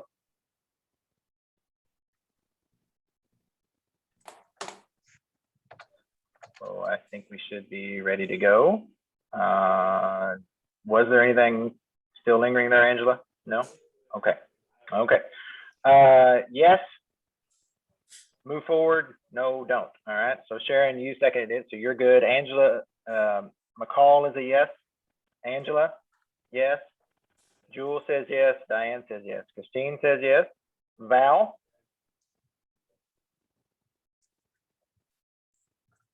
Yes. Yes. And Heather? Yes. Ah, thank you. See, that was easy, wasn't it? We just got right there in a hurry. Okay. Okay, you guys. Stretch break. Okay. All right. So let's go to class 3, administrative license. So this is very similar to what we had last week. This encompasses the work that you guys did really early on as a task force, which was including the school counseling, 3 years of that, as well as adding that to the teaching for if you have 3 years of that to be eligible for a principal license. And so just added that in. There's one piece here. So when you go to 4, was looking at and saying, if you are currently licensed in another state at the same level of licensure, may be considered for licensure with verification of 3 years of successful administrative experience. That was reduced from 5. And that 3 years to kind of stay similar to what we've been defining as that 3-year, 3-year, 3-year throughout. Scrolling down, Jacob. And so then that's kind of what happens then, you guys, as we move forward to the superintendent.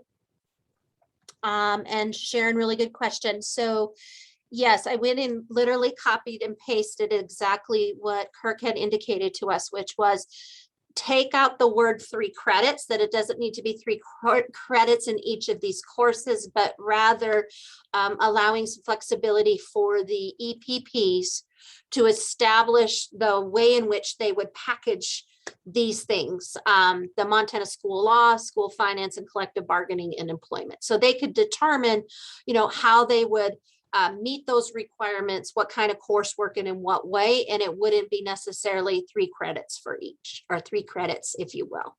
So that's what he had proposed. So I literally copied and pasted that over. And I did add this piece here. This was that one piece about if you actually teach the course, you could get credit for it. And then the school counseling piece.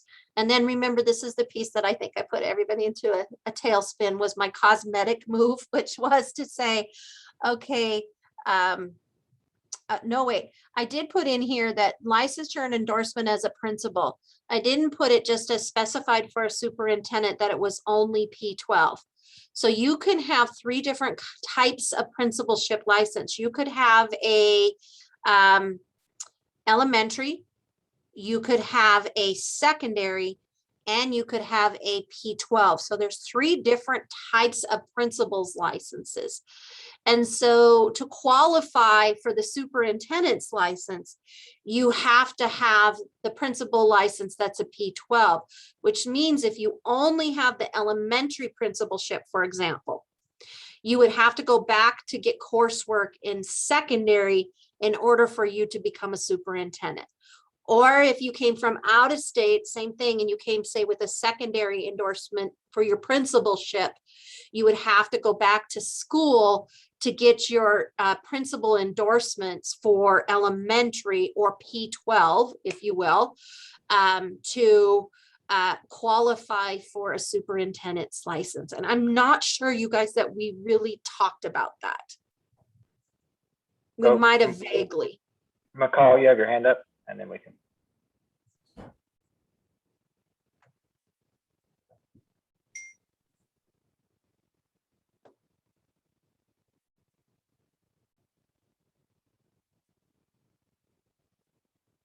Maybe she didn't have her hand up.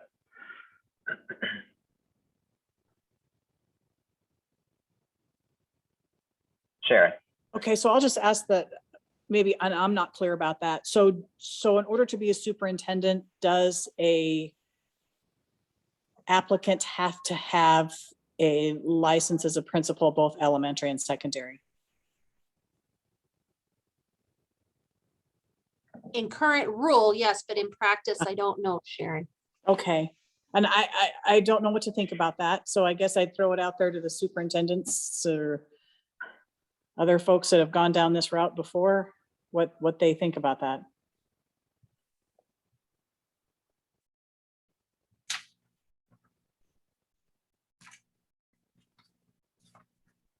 Generally speaking, if you go through your principalship program, Sharon, in the state of Montana, they gear you towards the P12. Simply knowing that eventually you're going to want to qualify to be a superintendent. So very rarely are they offering a lot of principalships with just the endorsement in elementary or significant to secondary. It seems to be landing more on people who might be coming from out of state, if you will. And they could be superintendents who have 5-10 years of experience, and they have to go back to school because of this particular piece. Christine. I do believe it was mentioned in our last meeting that people who come from out of state, there are many states where you do not have to have a superintendent licensure per se. Colorado, I know, was one of them because I was there. And what you get is leadership.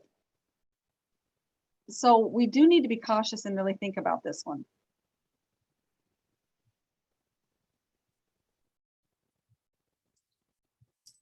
I'm so sorry. I had to run out really fast and answer the phone. Are we talking about condensing those sub-chapters? Is that what we're talking No, about? that was before, but this is, Oh, this sorry. call, no, you're good to go. What this is about is right now, the way that rule is written to get a superintendent's license, you have to have a principal's endorsement, but you just can't have a principal endorsement in like elementary only, or a principal endorsement only in secondary. In order to qualify for a superintendent license here, you have to actually have a principal endorsement in K-12 or P-12. And I think Christine has put on the table essentially to offer reciprocity for other state superintendent's licenses, because people may be licensed superintendents in other states and not necessarily have principal experience.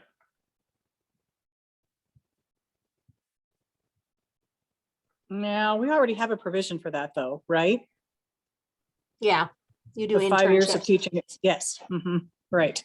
I think what we're trying to stick to here, you guys, is I have a superintendent that came in this year, you guys, and she fell into this loophole. She'd already been a superintendent out of state and had quite 5 years of experience and like 10 years of principal experience. And she was caught in this loophole because her license was in an elementary principal. And we went forward as an unusual case because we thought, geez, you know, she's already got like all this principal experience and superintendent's experience. And she was like, if I have to come back to Montana, go back to school to be a principal, and I'm not even coming to Montana to be a principal, I'm coming to be a superintendent. I just don't understand why, if I'm licensed endorsed as a principal, what it matters. So I'm just sharing that with you guys. And there are people that say, right, like your experience as an elementary principal is in many times different than what your experience is as a secondary principal. I've lived in both camps. I can say that, you know, there are things that are different, but at the superintendency level, the difference comes more at the principal level. It doesn't necessarily at the superintendent. Like the superintendent perspective is more kind of more broad, isn't necessarily specific to just elementary. Like you're just not an elementary superintendent, generally speaking, you're general. Jewel? I guess I'm going to speak to this from the perspective of coming back to Montana after being out of state. And it was the secondary principal, but I needed to get my elementary to become a superintendent. But that was because of accreditation purposes, because I was in a Class C school, and accreditation, my time had to be divided to a degree that there was coverage in the principal area for K-8, 9, 12. So I needed that endorsement. So I'm wondering if this isn't, and I'm just talking out loud because I need to think about this because of the history of this. And if that's how it was decided to put this language in there that you needed both for the superintendency. So yeah, anyway, I think it deserves more thought and consideration and discussion to think about why this is all in here.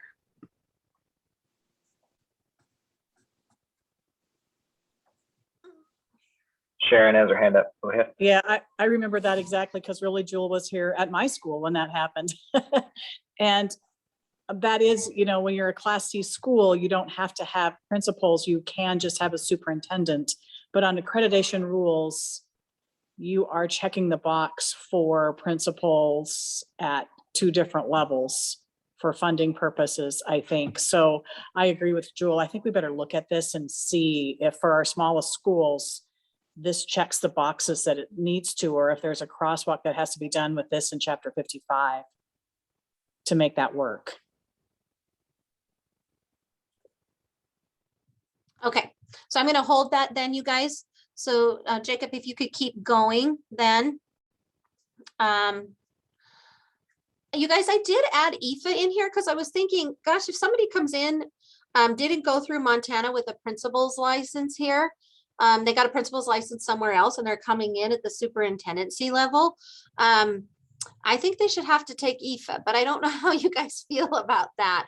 I don't think it's something that's just unique to our teachers, if you will. So I did kind of add that there. And you'll see that I've added it throughout these other levels. Okay, going to the, so McCall, this was the point you were asking about. So instead of having 415, 416, 417, I just kind of put them and condense them into saying, okay, if you're getting an elementary, secondary, or a K-12, you have to have a minimum of 3 years of experience at the level of the requested endorsement. So if you're requesting elementary, then you're gonna have 3 years there. If you're doing secondary, you're gonna have to have 3 years there. And the same with that you've attended an EPP program at the level of the requested principal endorsement that you're asking for. So that's just kind of, we could leave it as it was and just keep it repeated, or we can condense it. Go ahead, McCall. Julie, I think this is clear, but just to reiterate, this is basically just takes out the repetition, correct? Like it doesn't change any of the rules. It literally just puts them all under one with all the same information. Correct. Okay, thank you. Sharon. And then just to be clear too, there is nowhere in any other rule, like on the Teams report, where it requires a school district to enter the number of their class 3 administrative license so that they're covered with regard to coverage issues with elementary principal, secondary principal, K-12, just to check to make sure that they're not requiring that different number for an administrative license confirmation. Okay.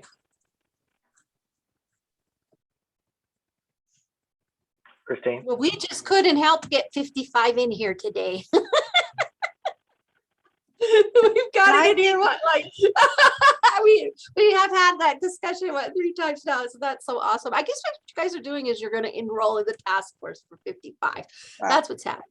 And Sharon, I think you're right, because we're an independent elementary and we have to put how many FTE for principal, superintendent at both the middle school level and the elementary. And when you hit a certain threshold of kids, you have to have halftime. And, you know, and so then you can't split them between superintendent and principal. If blah, blah, blah, blah, blah. You hear what I'm saying? So there is some, that's a good point.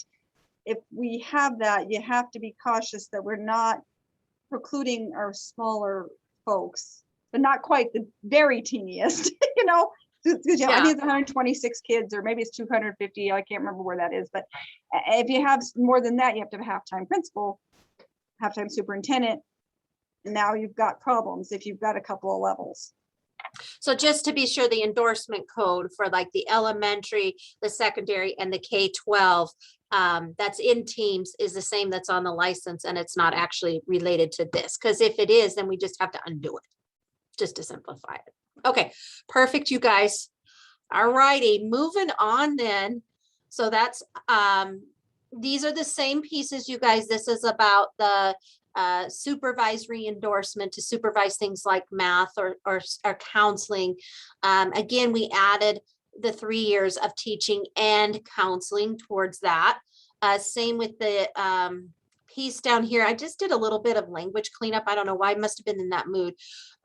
It means the same thing. I just made it the same at what it looked like in the others. There was still a question here, you guys, for the special ed endorsement, if we were going to have 3 versus 5 years of experience in an accredited school setting as a fully licensed and assigned related service provider. I did put it to 3 to stay kind of consistent across all of them and saying, okay, it's 3 is what we expect as defined as experience. So that's kind of what we got in administrative, if you will. So it sounds like we've got a little bit of homework to be able to take a vote on this for next week. So I've written down, double check on the K-12 idea for the superintendency. We've got to do some homework around that, and then alignment to 55 in Teams. And then we could come back to that. Okay, so I propose we move to, we'll do a time check here. We're at 2:55 and we get done today at 3. Is that correct? 3:30, I think. or 3:30? 3:30. I thought it was Oh. 3:30. Okay, you guys, and we're moving. All right, let's go to class 4. Does that sound good? We'll hold off vote for next week for 3 and do our homework so we can take a vote for that. Okay, so 420 is about CTE. There are 3 different kinds of licenses. It's kind of a tiered system, if you will, for the CTE. So the first one is 4A, which you hold a valid teaching license in a CTE endorsement. Whereas 4B is you have a bachelor's degree, but it's not from an EPP with a teaching license. And then the C is you hold at least a high school diploma or equivalency diploma. And so there's kind of those 3 tiers. It was recommended by one of the board members that McCall had passed along. She had felt like there needed to be a level to honor the apprenticeship program or the associate's degree that is above the, if you will, the 4C, and more at line with the 4B. And so she had made the proposal to include that language that you see there in red for 4B.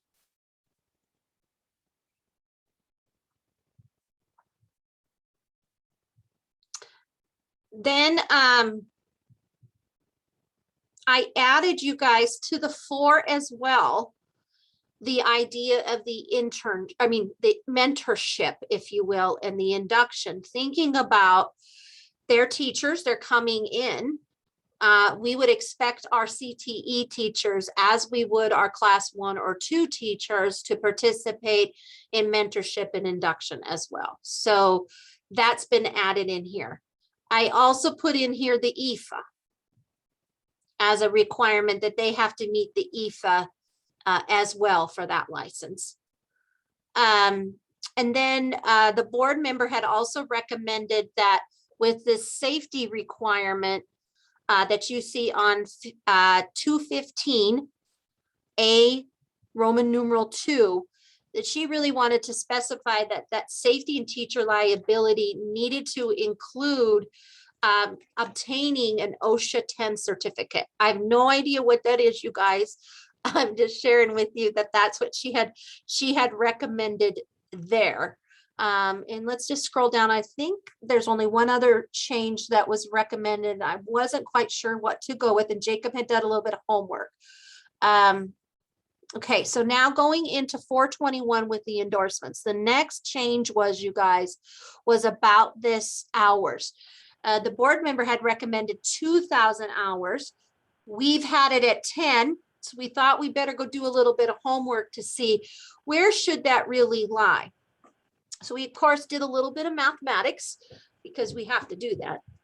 And so we were thinking about, you guys, if you take 5,000 hours and you divide that by a full time.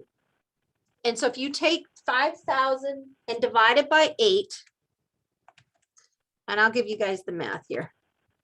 That's 625, okay? And what is equivalent to a full-time job, number of days in a year, is 229. That's kind of like a normal ratio that's used, right? That puts you at 2.72 years of experience if you're doing 8 hours a day of a skill for a full year. So it's close to 3 years. But if you use 10,000 and you divide that by 8, that gets us at 1,250. And we divide that by 229 days in a work year. That puts us at 4.45, basically equivalent years of documented work experience, relevant work experience for the skill.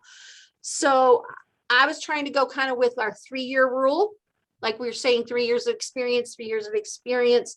And then Jacob did a little bit of homework in this. So McCall had her hand up.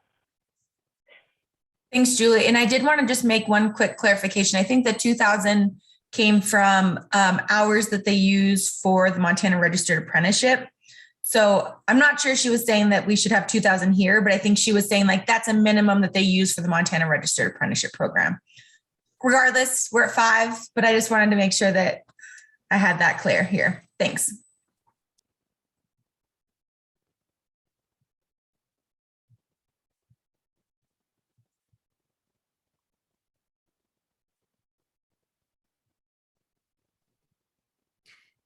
May I make a comment about the OSHA?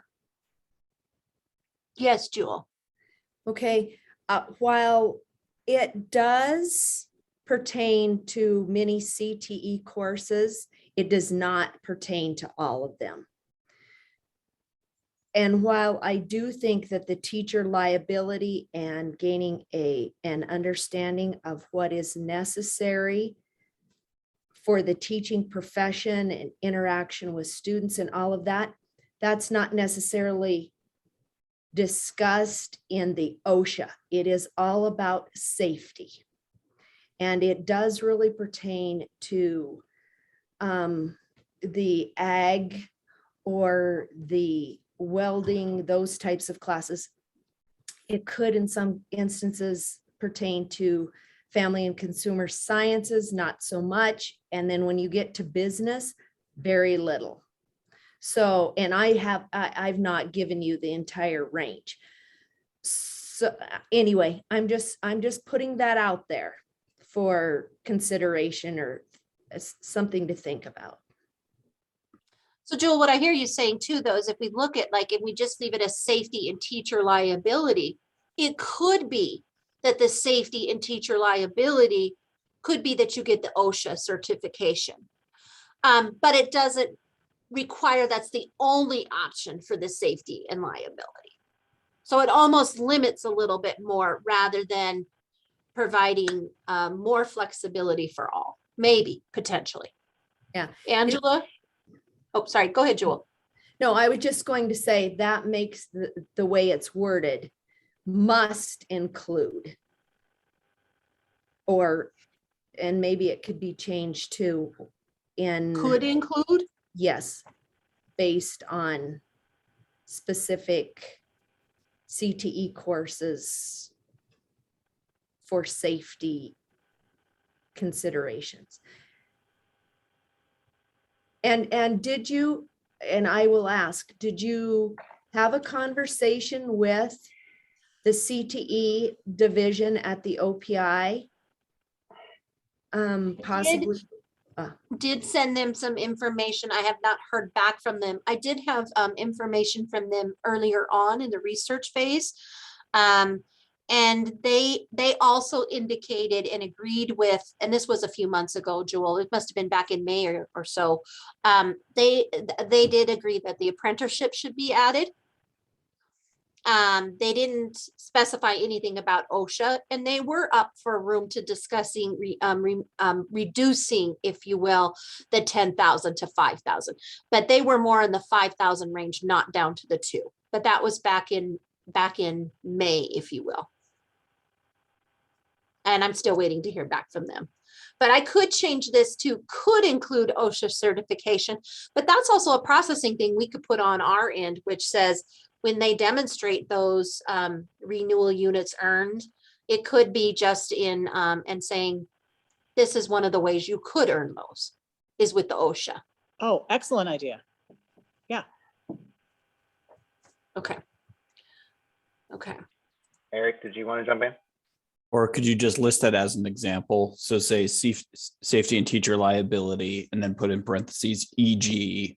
OSHA 10 certification. So then it's just an example, but it's not a requirement that they use that specific certification.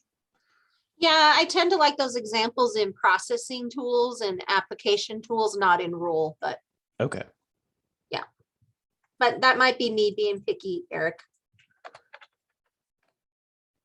I am the youngest of 5, so there are days that I, could play that role. All right, so I'm going to take that piece out if you guys are okay with the OSHA piece. I put in that mentorship. Any comments about the 5,000? What are you guys thinking about that?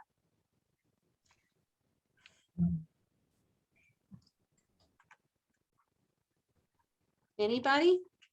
Diane had her hand up. Go ahead. If we were to be consistent with the 3 years, And that might be a consideration. And also, I would like to hear from the CTE folks in the office or others with input in terms of what a closer look at this before I would vote, just so I'm sure that we've had it scrutinized. I'm not skilled in CTE, but if others have that expertise and they could convince us it's time, I'll listen. Jewel? I think the reduction in hours is absolutely is acceptable, because 10,000 hours was very, very difficult to document. And if you have a teacher coming, a CTE teacher coming in, documenting that and going back to that degree was very, very difficult in order to license, or I should say endorse them. And so, yes, reduction is very good. I think Diane has a point, but I believe 5,000 is a much more acceptable number. And I do have a little bit of a CTE background, so I'll just add that. Julie, do you want me to share the chart that I put together real quickly? Yeah, I think that would be helpful, Jacob.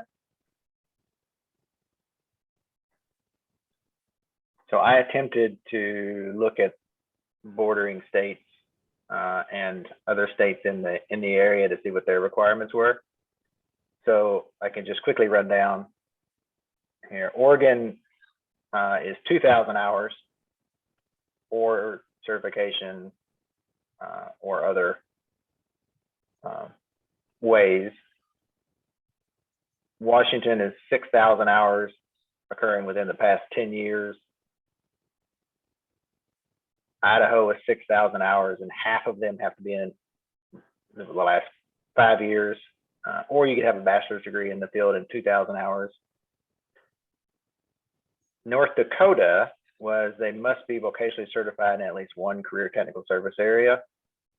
So they have to get a teaching certificate, essentially, or have a master's degree in CTE. South Dakota was 4,000 hours. I will say South Dakota has a chart that's they have like several different pathways to get there, but the one that looked at hours was 4,000 hours. Wyoming was 2 years, which is looking at like 4,000 hours. And then Alaska was 4 more years. So that would be a little more than like 4,500 hours. So moral of the story is states are all over the place. Between 2,000 and 6,000 for the states that are closest to Montana.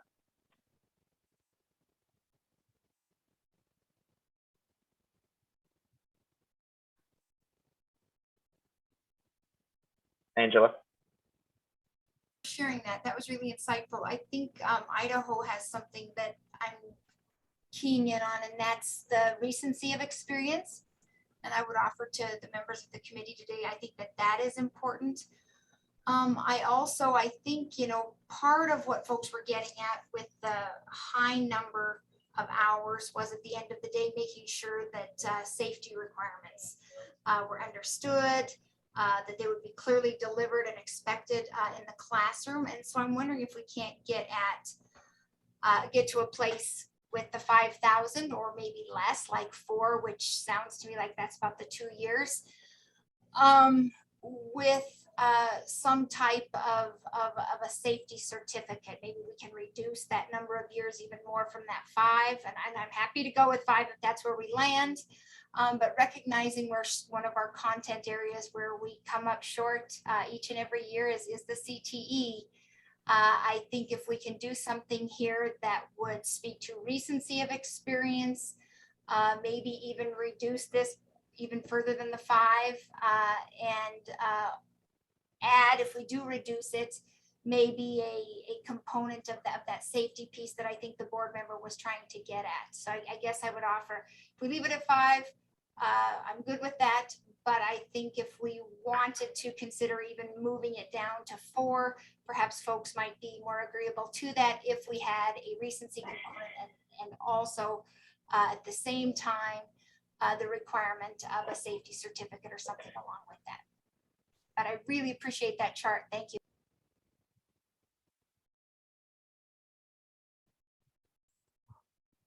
Okay, I'm going to propose we put this on for voting next week and do a little bit of more homework over the week, knowing that I'm trying to balance what we have on for next week because my goal is to actually commence like next week, but that's the goal, hopefully. Okay, moving on to 5, which is provisional. So this, you guys, is back to our chart.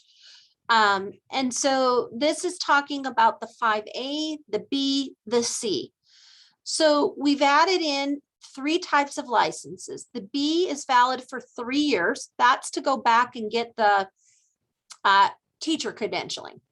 The 5A would be, we put it for 2. It's right now at 1. It gives 1 year for the praxis. That's because we've added in the mentorship with the praxis there as a place to get those completed. The 5C is for 3 years. That's for the recency. So the 5A would be issued to folks who are seeking their initial Montana license, who hold a bachelor's degree from an accredited college, verified EPP, supervised teaching experience, but still need to complete the mentorship and to pass the praxis. So that's an or, right? Because that's for people who may have got a 2A but not completed the mentorship as well. Yeah, we could put that as an or. Let me put that down. Okay, then going to the next piece, the 4B would be for folks who need to get the EPP. So they would have 3 years to do that. They would have to sign the plan of study, which they already do, the plan of intent to lead to that, meaning they have to go to an EPP and verify that they would qualify for endorsement and that they would be able to complete that within the 3 years. That's currently practice that we do now. So there's very minimal change here, you guys, from a 5B. And then going to 5C, that would be valid for 3 years. It's not renewable. It may not be reinstated. It is to issue, sorry, Jacob, can you scroll down there for me? Just for folks to get the recency. So it looks like I'd have to clean up a little language here too, you guys, on is more than 5 years old, do not have a current license, and do not have 6 semester credits of college coursework from a regionally accredited college or university, or earned 60 PD units in the last 5-year period preceding the license. So if that was the case, they would have to sign also a professional intent saying that they would agree within 3 years to get that completed.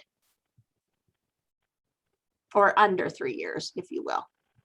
And then this is what they would have to verify. So all provisional would need to verify, Jacob, if you can move 5 down. They'd have to verify that they have a current address or job offer in the state, that they've completed the EFA. And there's just a special note here is that 5A, 5B, or 5C are not eligible for the internship program. Remembering internship program, you have to already hold a class 1 or 2 license. So I think that's all we've got for provisional. Can you scroll down just a little bit more? And these are the endorsement areas of what you can get a provisional in. And again, I've condensed these. So instead of just being elementary level, secondary level, I put them together.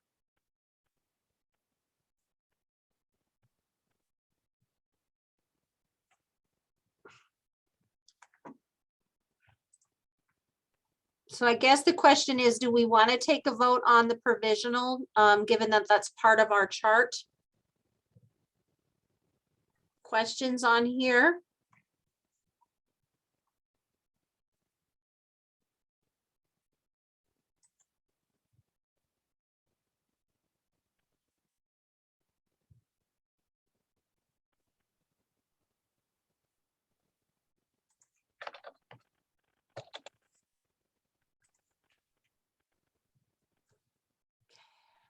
How about we take a vote? Does anybody see anything in the provisional that they want to chat about?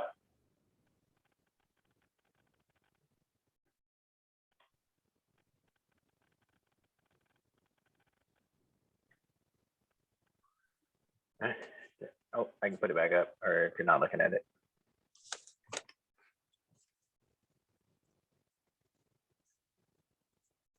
We're getting snow blind. I can tell from looking at things.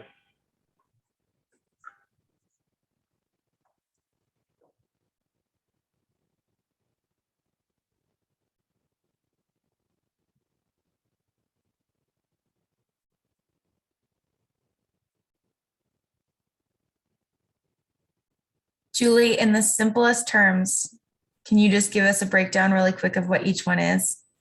Because I read it and I confuse myself sometimes. No, but when you say it, it makes sense to me. So there's three, a 5A, which is you need to either pass the praxis because you've done your EPP, you've done everything, you meet all the requirements, but you don't meet that smorgasbord somehow. So you're going to have to do either pass the praxis, right? Or, for example, you got the 2B, but you never completed your internship. You need something to be able to provide some leniency for that. So it would be, you have everything, you meet all licensure requirements, but you're missing one of those two parts. Either you're missing the mentorship to get to the 2B, or you're missing the praxis exam to qualify. And we give you 2 years to do that. And currently, McCall, that's kind of like the 5A that we already have in place that gives you the 1 year where you meet all the requirements, but you haven't passed the test. So it's similar to that, but now we've added that mentorship as one of those pieces in there. The B is the same as what we have right now for a provisional license, which is you get the license, you get to teach. And while you're teaching, you have to go back and get your teaching credentials from a program within the 3-year time frame. The C is for those folks who meet all licensure requirements as well, even like probably the praxis or have a license or something, but their license is expired, it's more than 5 years old, or they haven't taken any credits in the last 5 years. So it's recency. And so it gives them some time. They can be in the classroom teaching, but they've got to get up to speed and get some more current, if you will, educator licenses to get those credits updated, if you will. So that's the difference between the three. Thank you. Mm-hmm. And one change we'll make is we'll just change that 6 semester college credit to just say 60 professional development units, right, Julie? Like we did do above that right now. You betcha. for the 5C. Mm-hmm.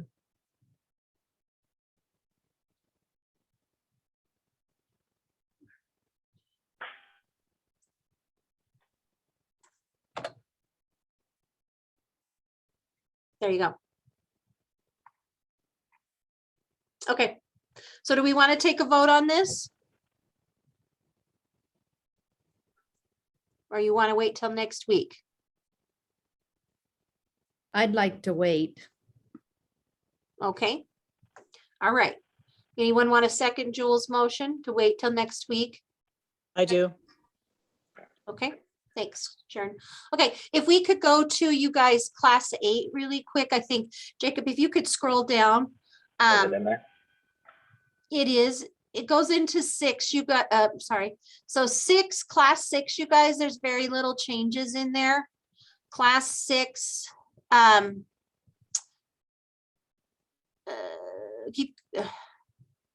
you want to make that change there too for class 6 about the 6 where it's Yeah. red to take out the. Yep. So that's you guys a specialist degree, counselor, psychologist. So take a look at that for next week. And then class 7 is for a American Indian language and culture specialist. I did add the IFA there as well because I feel like it needs to be in each of them. And then McCall down to the 8 really quick. We had put in there that potentially there could have been conflict between Bertolio's bill and what we had in current rule, and weren't really sure where that landed. So we did a little bit of homework, and Jewel could probably explain a little bit as well, but we've reached out to some, legal experts, if you will, and they said that basically it needs to kind of stay the way that it was, that the Bertolio's bill wasn't intended to change, that everyone who works in K-12 must be licensed in some sort of fashion. And so we moved it back to the way that it was, so there's no changes in there. And I don't know if Jewel wanted to explain a little more or not. That helps me because I know you guys just kind of briefly talked about it last week when I went and reviewed that. But the language that you had there definitely would have been an issue. So I appreciate you moving that back. Diane has her hand up. Thanks. I know that this class 8 is the process might be a concern from some folks that it might be more complex than it needs to be.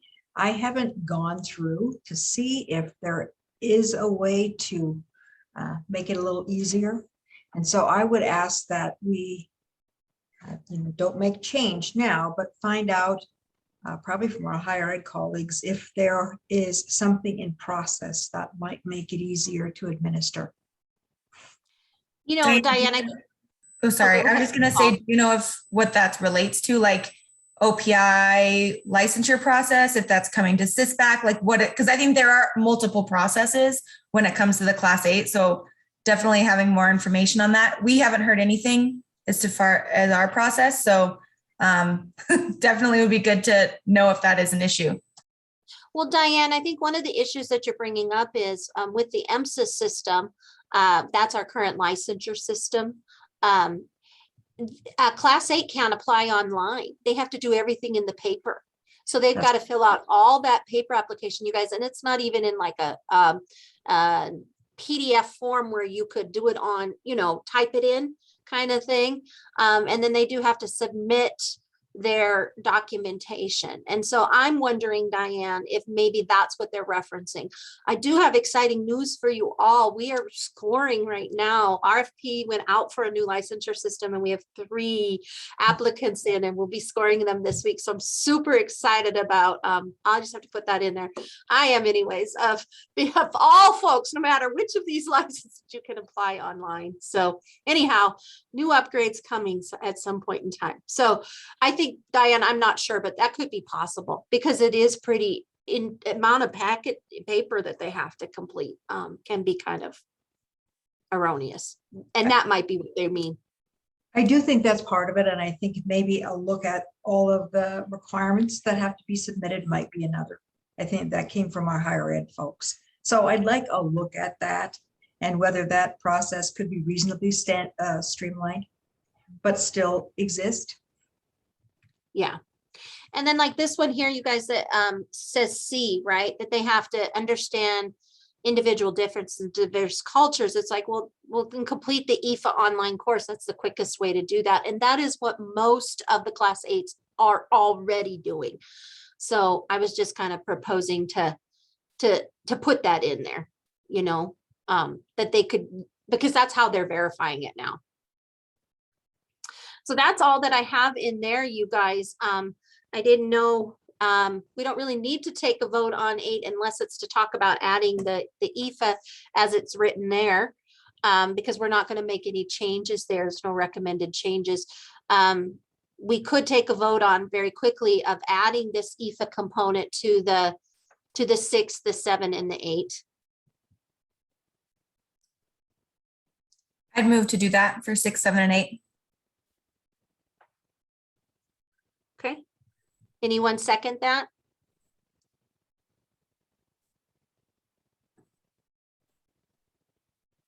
I'll second it. I I'll- haven't talked enough. I've talked enough. Thank you, Jill. Is anybody on who's opposed to that? So we're just adding IFA to 6, 7, and 8. Okay. We'll take a vote. Go, Jacob, go. Yeah, so we have a second, we have a motion and a second. Is anybody opposed to it?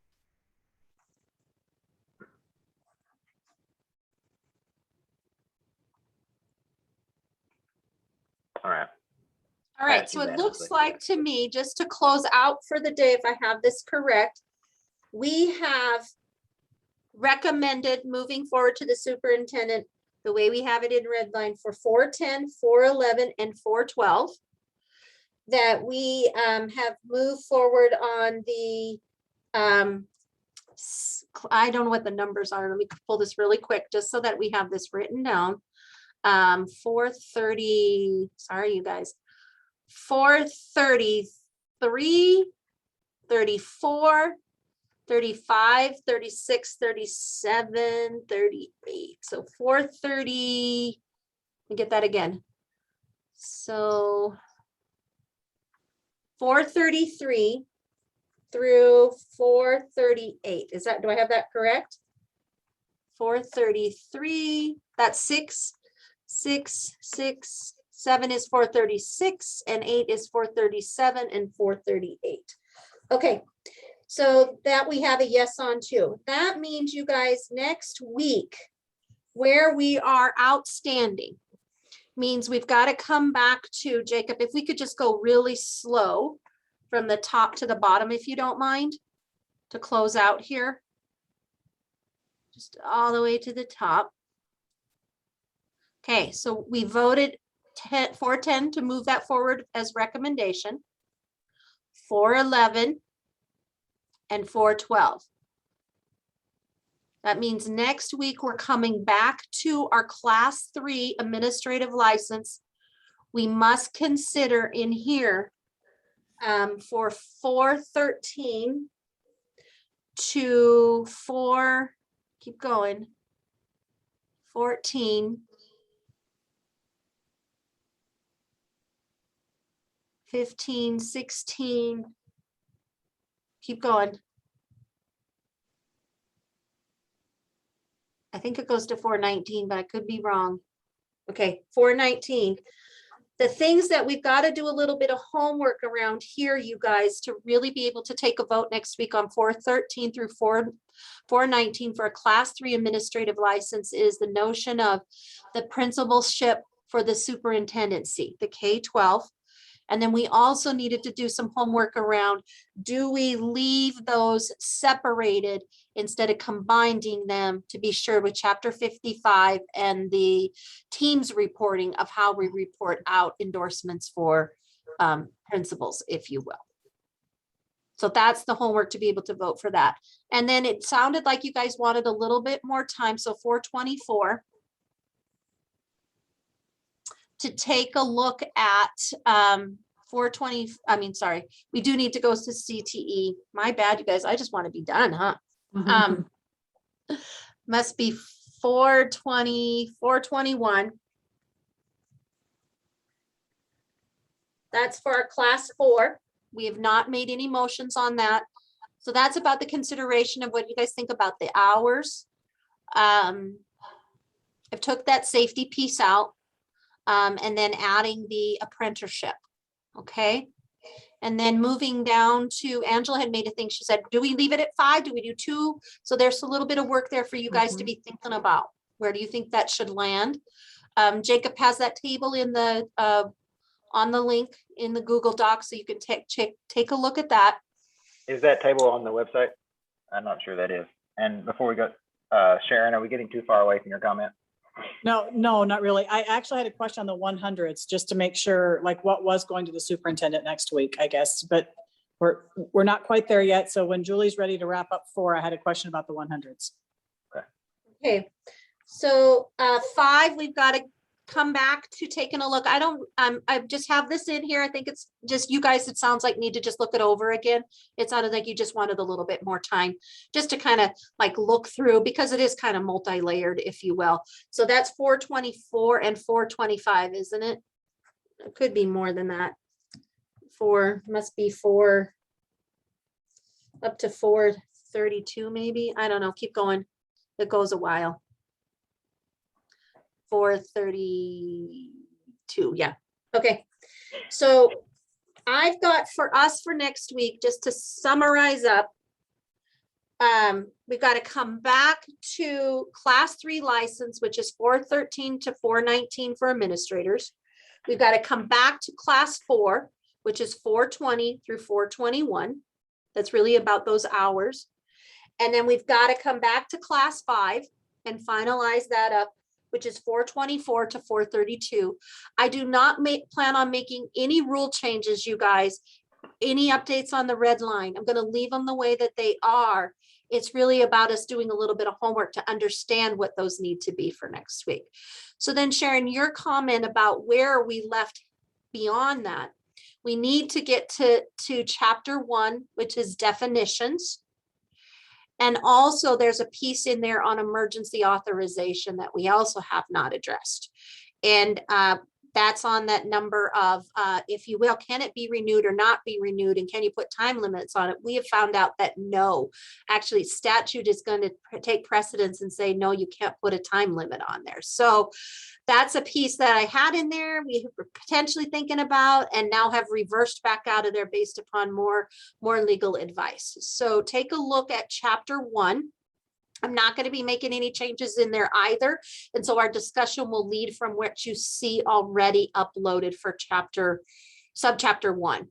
Subchapter 2, that's also a place we need to go. That is for the professional development or renewal units. We've kind of changed the name so that it's just not renewal units, but also encompasses that PD thing. I'm not sure, you guys, if that's the right word. I kind of thought, man, should we be looking at continuing education units? I didn't really know. That's verbiage, but I do want you to kind of think about that. And then, so you're going to need to take a look at 2. 2 also has that idea of the military reciprocity.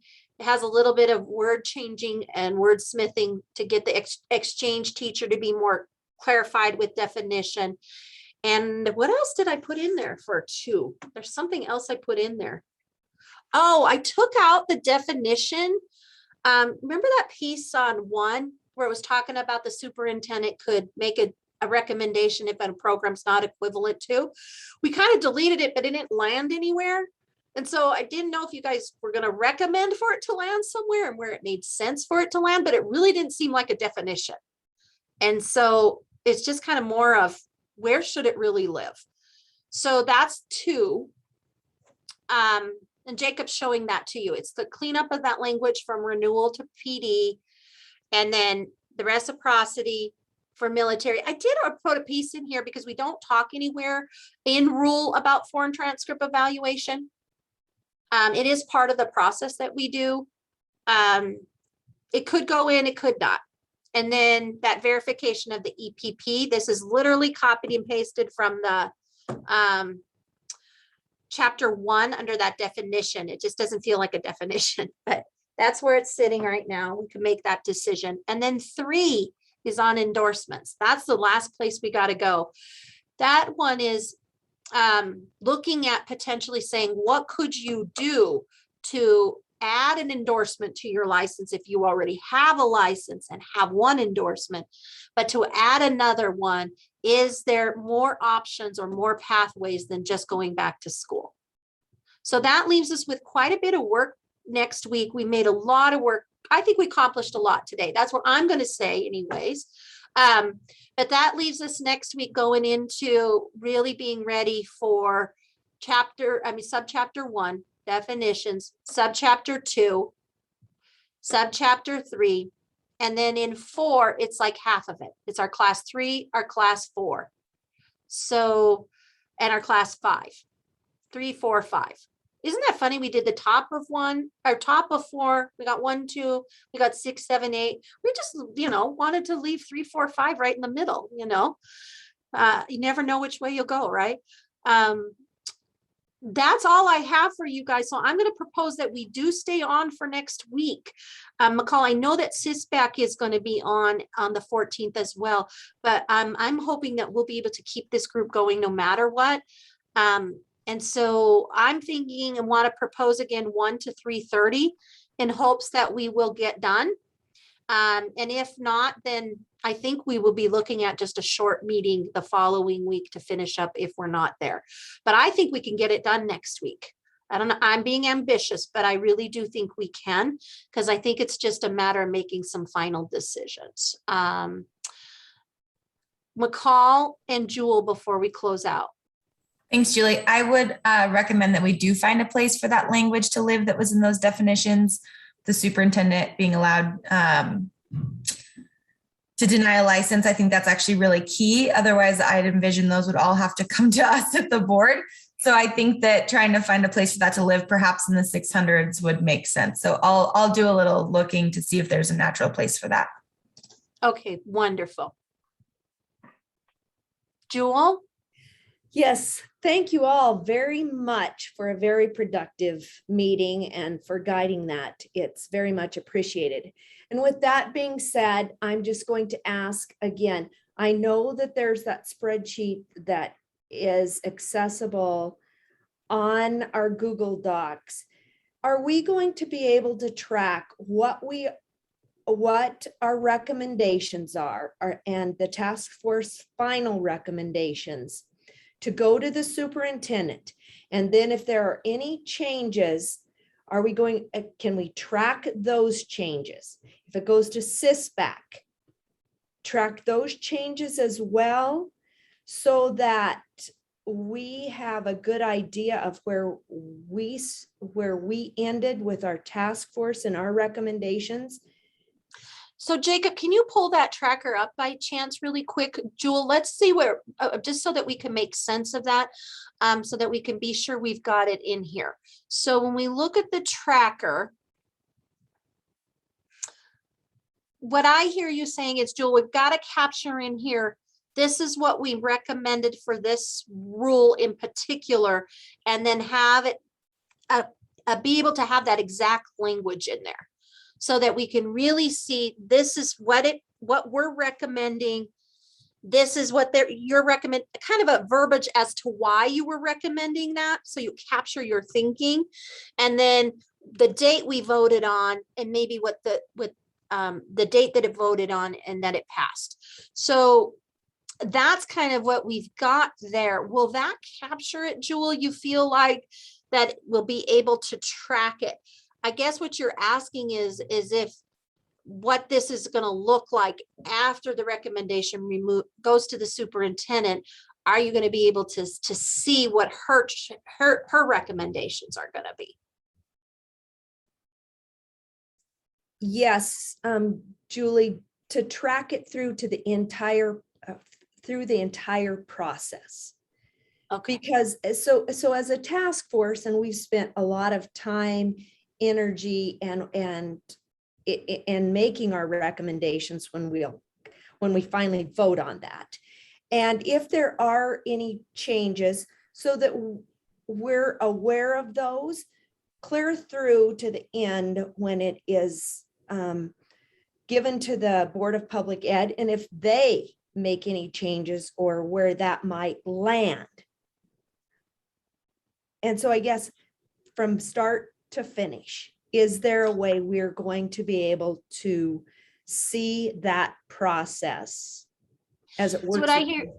So what I hear you saying is, Jewel, two things. So we want to recommend as a task force, these are our recommended changes to the superintendent, but we're also recommending to the superintendent that they somehow expand this tracker so that we can actually be able to follow the changes as it moves through. So it's almost like a second recommendation on top of this to say, we're recommending that you put forward some kind of process so that we can track our changes in a very linear fashion, if you will. Is that what I hear you saying? Yes, and I guess I just didn't know what we were supposed to be aware of during this process, but I think because we have been engaged in it and getting to the final product, I think it's important that we track as a task force any changes that there might be that is very different from ours, in case we want to provide public comment at the end as to why we made our recommendations and how that changed along the way. Thank you. Okay, Jewel, I will definitely take that recommendation forward. That we've, so what you're trying to say is I just can't forget you after next week. We got to keep you guys updated as the process moves along, if you will, even if we're not directly in communication here on a Thursday afternoon, but rather that once stuff starts moving, being recommended to the superintendent, you want to be in touch with all of those as those things move along, just as like, this is where this is at, this is what's happening, and so that you can follow it. Okay. Diane, you have your hand up. I just want to add really quickly, I agree with all of that. I want to be able, as an advocate, to be able to track, understand, be prepared to offer comment perhaps. And also, I think for future groups reviewing this chapter, it would be helpful to see all that was considered and what happened along the way. I just think it would be a clean record for the future, for future reference. Thank you. So Diane, I do think you bring up a really strong, important, valid point, which is we're also going to want it for 55 and 58. Historical documents. Okay. All right. That's all that I have for you guys. I look forward to seeing you all back here next week. Same time, same place. All that information is in the Google Doc. Please know that if you have any questions throughout the week or things are coming forward, you guys did a great job this week of sending some more questions and just providing more information and kind of keeping that dialogue going throughout the week. I heard from about 5 of you throughout the week, so it was wonderful. So please don't hesitate. You know where to find me. If you have any questions or need some additional information or need a suggestion on how to start looking at some stuff, don't hesitate, reach out. We'll do our best to get back to you as soon as possible. Otherwise, I'll be back here with you next week and we'll close out and do a couple more votes. Thanks for all your work and your energy and the time that you guys have been dedicated to this process. It's much appreciated.